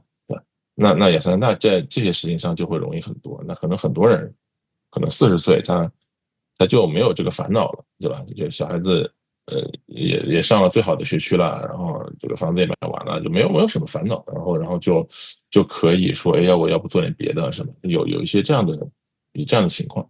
但这个很分人，就有的人他可能就是，比如说湾区有的人他突然赶上了，是吧？比如说 NVIDIA 上市。那他也很可以不工作，他也可以做别的事儿去了。那每个人的境遇都不太一样，所以说这个还是挺看个人的。所以，如果不是撞大运了，正常的情况嗯，下，在湾区几乎没有这个 option，说早早的就可以不用上班了。其实也有这样的人呢，但是确实我自己感觉还是大家还是上班的多，嗯，而且这也跟人群的组成有关系，就是湾区的人可能就比较喜欢自我提升啊、自我发展，对吧？然后他就会有一个路径嘛，比如说不断的在职场升职、打怪、升级，对吧？或者去创业、拿风投，这个可能是比较有自我驱动力的人他会去干的事情。雅汉纳人民虽然也很有自我驱动力，但我觉得他们的驱动力有一些不一样的角度。就比如说这工作嘛，干破工作对吧？干就干吧，不干算了，然后做点别的什么也可以，也是自己喜欢做的事情，有点这个可能爱好啊，喜欢的这个方向不一样，人以群分，我觉得就是人群不一样。或者说环境造就人吧。湾区这个嗯环境给人感觉是一条道走到黑，大家相对比较的 consistent，一直就是去嗯追求爬这个 corporate ladder 作为主要嗯的奋斗目标，啊、更嗯大的 package，更高的 level。对啊，一部分人会在亚特这样子。兰大，可能大家的选择更多，或者是 嗯 perspective 不太一样，看到嗯的周边的人，就像你嗯说的，有在 flip 房，有在造房子的，有在卖嗯房子的，有在租嗯嗯房子的，或者做一些嗯，其他爱好的，那对啊，他这个环境就让他能够可能更发散一些，在考虑赚嗯钱啊、养家啊、职业发展这嗯，些。可能我刚才讲的有点太过于聚焦于房子，其实不是只有房子啊，就是有一些别的，但都是 small business。嗯，比如我有朋友说他想做一个自己的 consulting 公司，自己这可能就一两个人的一个 consulting，这个我觉得也非常 make sense，只要你可以做你就做吧，对，就不用跟别人打工了嘛，这也是自己的生意，等等这个例子。你怎么看待给不给人打工这件事情？我觉得都行啊，那这个完全是个人选择，有利有弊吧。如果你要问我的话，嗯如果我现在还能够找到一个让我很满意的工作，我觉得我是可以给人打工的。如果有一天我找不到让我满意的工作了，我自己去做点什么事儿，我也觉得也可以。就是我是这么想的。英语有个词叫 employability 吧，叫什么可被雇佣的能力，就是你现在还能被雇佣，说明你的价值在市场上是存在价值的，不管是你的技能、你的经验、你的年龄、你的语言能力等等，对吧？说明你能提供价值。你能提供价值的时候，你就提供价值。到了有一天，你不能提供价值了，这个世界它变了，可能那个时候它的这个主心骨啊，可能是95后或者00后，然后他们的知识面跟你有点不太一样了，他们可能学了新的知识，或者行业有很大的变化，可能你这个时候没有这个 employability 了，你的输出你产生的价值对这个世界没有用了，不叫世界，对职场没有用。那这个时候我也很 comfortable，就是那我就自己做点事情。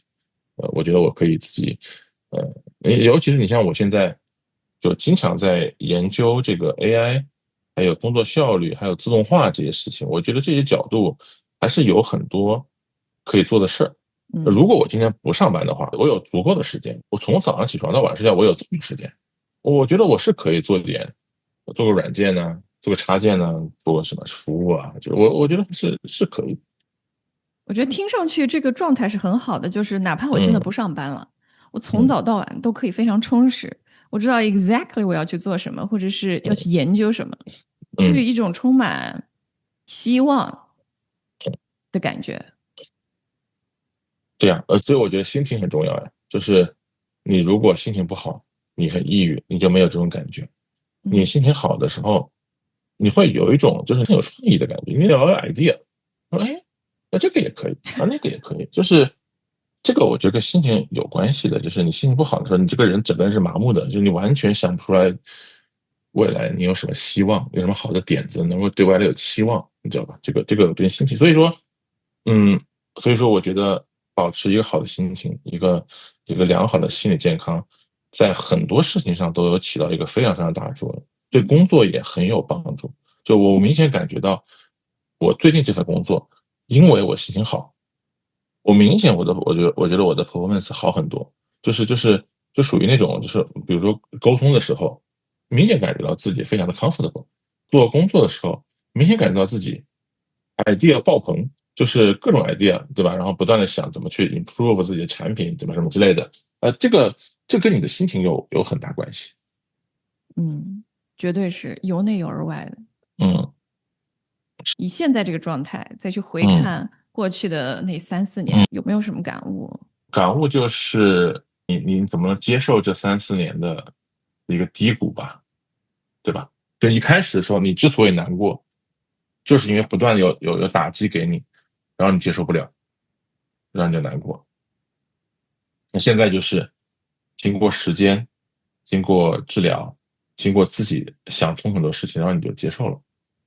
就比如说，在出现这几年这个事情之前，我没有遇到过什么特别特别让我难过的打击，对吧？那经历了这个事情之后，我就说，觉得可能啊，就是包括我看别人的很多的故事，我才发现，就是以前我其实没太注意，但我仔细看看发现，很多人都有一些不太顺的经历，而且大家踩的坑还不太一样。嗯有的人可能是离婚，有的人可能是失业，有的人可能是跟父母的关系，有的人可能是有可能是没有身份，在美国留下来没有身份，对吧？有可能是没有钱，有可能是就是各种问题，就是嗯，这可能另外这个可能跟年龄有关系，就是我觉得20几岁的人可能不太有这么多的烦恼，因为年轻嘛，一个是对未来有很大希望，第二个是其实社会对你的期待是很低的。就从工作角度来说，年轻人很好找工作，然后工作说你刚去一个公司上班，对吧？你 entry level job，对吧？那很简单的。是到了40岁以后，我现在观察我周围的人都是各种各样的问题。那总结起来就是，人生是很不完美的，而且就可能大家都有一点，就是没有人非常完美，就是大家情况都不太好，特别是到了就这个年龄，就都有各种各样的问题。那现在经历过这个，有点嗯从这个低谷，在低谷的坑里爬出来以嗯后哈，嗯再看未来，嗯咱也不能保证未来是嗯糟糕的事儿就不会再发生，嗯，有可是的。能好，有可能坏。嗯你会用一种什么样的态度去看未来的风雨呢？嗯，我觉得我只能这么说，就是吃一堑长一智吧。就是你原来懂的东西，你做成功了；你原来不懂的东西，你做失败了。那你失败了，你痛苦了，然后你就学到了，对吧？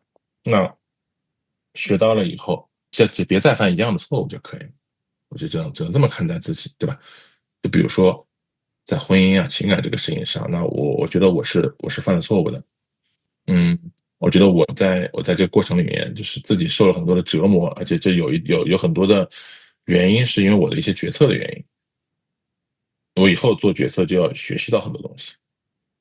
那其他也是一样，对吧，就是比如说我决定搬到亚特兰大，原因就是我觉得我在湾区的生活这些年，我仔细的反思我自己的生活，哪些地方我觉得是满意的，哪一天我觉得不满意的，那我怎么做出改变，能够提升我自己的这个心情的一个好的这样一个方面呢？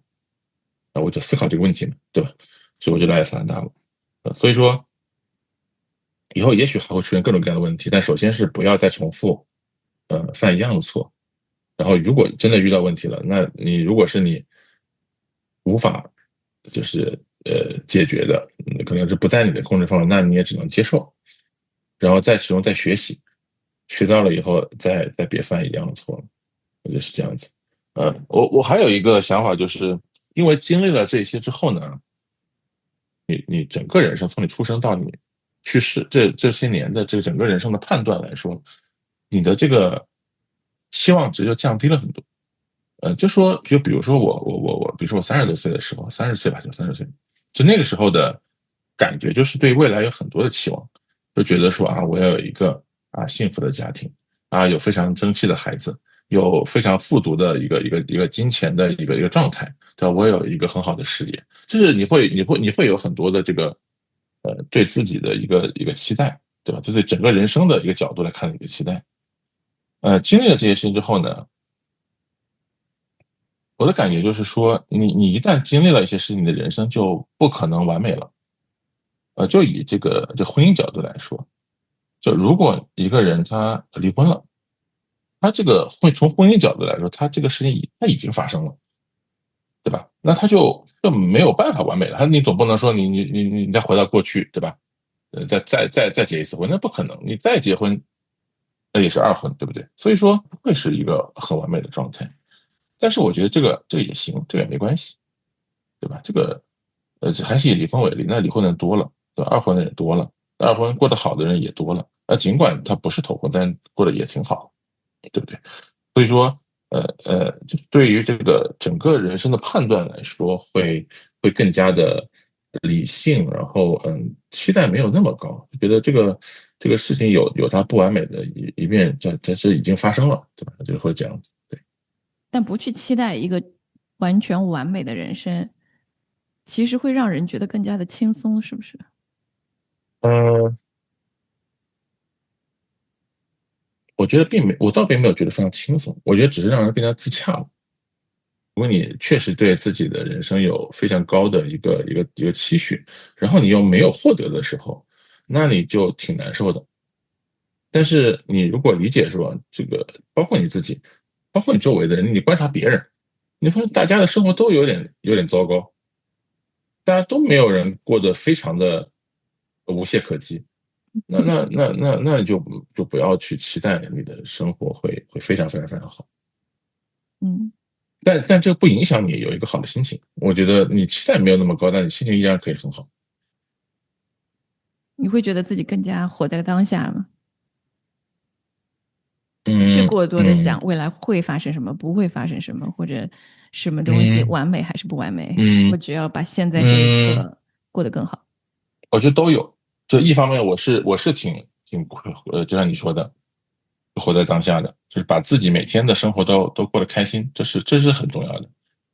不过我也会向未来看一下，嗯对，就比如说我搬到亚特兰大来，那我搬过来为什么呢？对吧？那当然是为了未来了。就是如果我在这里定居，那么未来的比如说10年、20年，我都在这里生活，那我未来生活什么样子的？我大概想过一个什么样的日子？这个其实是我搬过来之前我就想到了的。所以说，对，还是也有一点就是 forward looking，然后向未来看。那就往未来看，因为有你刚才讲的，就是人只能控制现在，你未来你控制不了，但是你可以分析这件事情。对吧？你可以分析说，如果未来，首先这个未来的趋势是什么？然后如果它发展到一个什么程度，对你有什么影响？如果它真的发生了，你有没有什么应对的方式？这些我觉得是可以想的。就是虽然你不知道会怎么样，但是你可以去分析这个问题。这样的话，你就会知道，哪些的风险是可以管理的，哪些风险是不能管理的，然后能管理的风险你怎么管理它？这样的话，你就可以做更好的决策。我所以说两个都有，现在也要看，未来也要看。那说到未来，如果畅想一下10年吧，十嗯年以后，嗯你会嗯希望自己是一个大致什么样的一个状态？嗯呃，我现在的判断是这样的啊，就是嗯我觉得互联网行业，虽然现在这段时间受到了一些打击，包括 Meta 裁员、Google 裁员什么的，但整个行业还是会非常好的。包括现在又冒出了 AI 这一波，所以说有些公司会死掉，但是 AI 又会起来，因为这个东西它有个周期，但是未来会好的。所以总体来说，我对于行业我还是比较乐观的，就是我觉得未来10年会好的。然后呢，对于职业的角度来说，我也觉得，目前来说，至少现在的这个 AI 的浪潮对产品经理是好事，不是坏事。我觉得是增强了产品经理的能力，所以说我觉得这个也是好的。那经过这个判断，比如10年，我还是觉得，行业和我自己的职业，应该是一件利好的事情。我觉得未来10年会好。我觉得，至少10年之内吧，我觉得工作都会是好的，这是我对工作的判断。呃，从金钱角度来说，生活质量角度来说，当然赚钱可能没有你在湾区赚的多，但是由于这边花钱花的也不是很多，所以生活质量会变好。如果我不是这么想，我不会来的，因为我会这么想，所以我来了。就是我觉得会变好，生活质量会变好。从金钱的这个使用的这个实际效果角度来说会变好。然后职业发展 maybe 会一般般，因为亚特兰大本地的互联网公司不是很多，那搞 AI 的搞创业就更少了。那你除非是找远程工作的公司，对吧？或者你就不换工作，你就这家公司做到退休。但是那谁知道呢？那万一公司倒闭了呢？那有的事情就不在你的控制范围内，对吧？所以说这个事情就属于这就是 risk，对吧？这就是风险。那我就要想，我要不要冒这个风险？所以这个就是我们叫取舍嘛，叫 trade off 嘛。那当然没有一个事情是完美的，那肯定是有得有失的。那这个就属于要 calculated risk，对吧？那你就接受这个风险，然后看会怎么样。那至少现在我没有看到这个风险对我的影响。就比如说我现在工作我很满意，公司我也很满意，而且我也没觉得它要倒闭。那你说10年后怎么样？我真的不知道，这只能以现在的信息做一个判断。对。呃，我觉得我能看到10年也就是这个样子了。然后，我希望我自己能有一些创新，这倒是真的。我不知道做不做得到，但是我希望自己，呃，学了这么多 AI 的这个知识，做了一些生产力方面的这个提升，能够做点 innovative 的事情。这个希望我未来10年能做到吧。除了工作、AI、嗯 Tech 嗯嗯赚钱以外呢？嗯，呃，那其他的就是我不知道你想聊些什么方面，比如婚姻，比如说人际关系，比如说朋友健康。圈啊、健康嗯。啊、hobby 啊等等。呃，朋友的话，我的判断是在亚特兰大这边的朋友会没有湾区那么多，但是大家的交流可能还是挺深入的。我至少包括我现在看到我这边的一些朋友，他们彼此之间关系还蛮好的。就是有的时候朋友圈嘛，你大有大的好处，小有小的好处，对吧？小就是更亲密嘛，我觉得也挺好。而且由于这个我刚才讲了，这边没有卷的整体的氛围，所以大家朋友相处之间就相对轻松，就你不大会因为比如你朋友的成功而导致你心情变得非常不好。这边就不大会有这种事情发生。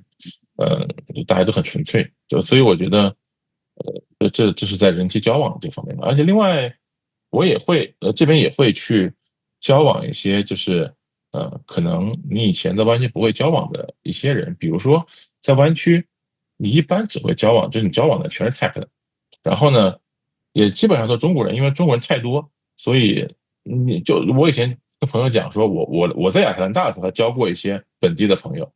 我在湾区时候真的很难交本地朋友，原因是因为中国人太多，导致就算你不找中国人，中国人也会找你，就什么活动都有中国人找你。所以说，这边的话，以后的你的交友就更加 diversify，就更加多元化，就会可能会认识很多不做 tech 的人，不做的别的行业的人，说不定能够碰撞出一些不一样的想法。说不定我以后也会说哦，我也要做一个 small business，对吧？说不定我也会有这种想法，说不定说他们的这个激励啊，他们的分享啊，说不定我也会这种想法，说不定也会结交一些本地的朋友，比如说其他国家来亚特兰大的移民，对吧？这你朋友就会更加多元一点，就不会在中国圈子不大嘛，对吧？这个也是人际来说，我觉得有可能。健康来说，我觉得应该会变好，因为我觉得是心情，因为你心情会变好，我期待心情会变好。那心情好之后，你有很多事情就比较容易去执行。就比如运动，对吧？比如说可能吃的更健康一点。虽然这2点我目前做的还很不好，就我来了亚特兰大之后还没怎么运动，也没怎么太就是注重吃的健康。但是我觉得这个会的，因为你心情好之后，你就有足够的精力去管理这件事情。如果你每天都是呃精疲力竭的那种心情沉闷的状态，那你恨不得每天大吃大喝，恨不得就是不要出去撸铁，在家里躺着玩休息睡觉，对吧？所以说这个跟心情有点关系。嗯，stress eating。嗯，是的，是的。假设10年之后啊，嗯你刚刚那些个期望，残酷一点说80%都没达成，嗯，哦，你会对那个时候的你说点什么？我觉得你都经历过了就前3年那么差的一个情况，我觉得不会那么差的，就是差会差，如果差的话也没有那么差。你都已经到了病态的一个状态了，对吧？首先是再到那个状态挺难的，因为你人生的就比较巨大的冲击，其实也就那么些事儿，对吧？比如说离婚，比如说你爸去世，你爸也不可能去世2次，对吧？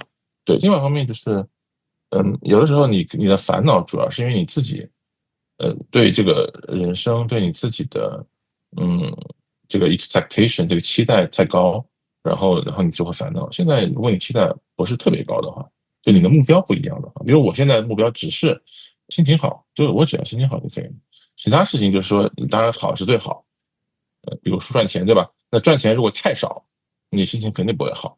但是如果赚钱到一定程度，你的心情好了，你其实那就行了。有的人可能赚更多钱，那咱也不羡慕，因为反正只要我自己想要的东西我得到就可以。所以说，我觉得自己这 handle 去调整自己，去管理好自己的情绪和压力的对于这种负面的这种刺激的能力也在提高吧。这个也是随着年龄的增长吧。像我的话，十几20岁的时候，其实很难handle这些生活中的这种负面的情绪和负面的挑战，但现在我觉得就比较能做这些事情。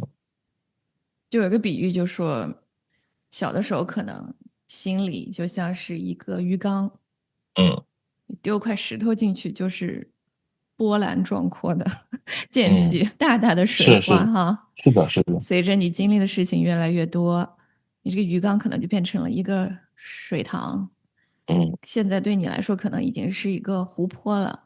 你嗯再扔一块差不多大小的石头进去，已经嗯，激不起多少波澜了。是的呀。一方面是因为就你从过去的生活经历里面就学到了很多嘛，所以你就能够更加好的去分析各种发生的事情，好的也罢，坏的也罢。另外一方面，我觉得跟那个可能跟身体有关系。我还是感觉到，就比如说人到了35岁、40岁以后，你的个人情绪还是有比较大的一个下降，就是你没那么容易不开心或者是生气，然后动怒，甚至包括你对于一些事情的这种兴奋，就是没有那么多情绪。我觉得现在，就是跟以前比起来的话，那你像那十几岁的、20几岁的时候，人是非常容易，有这种冲动，有这种呃激烈的这种情绪。那比如说，你那时候谈恋爱，对吧？你这个时候谈恋爱，你会有小鹿乱撞，你回忆一下，你有没有？对不对？20几岁的时候，那你问一个40几岁，你说你有没有小鹿乱撞？人家你看人家怎么回答你？就是这个可能跟年龄也有关系，去管理这个情绪的这种状态，可能跟人的生理也有关系。那假设10年之后，一切都超越了你的 expectation，那很好呀，我也没有太高 expectation，所以就都还行。我觉得就都还行，就是一个很好的状嗯，态，是的，是的，不要这的大起是一个很大落的。很满意了，对，很满意。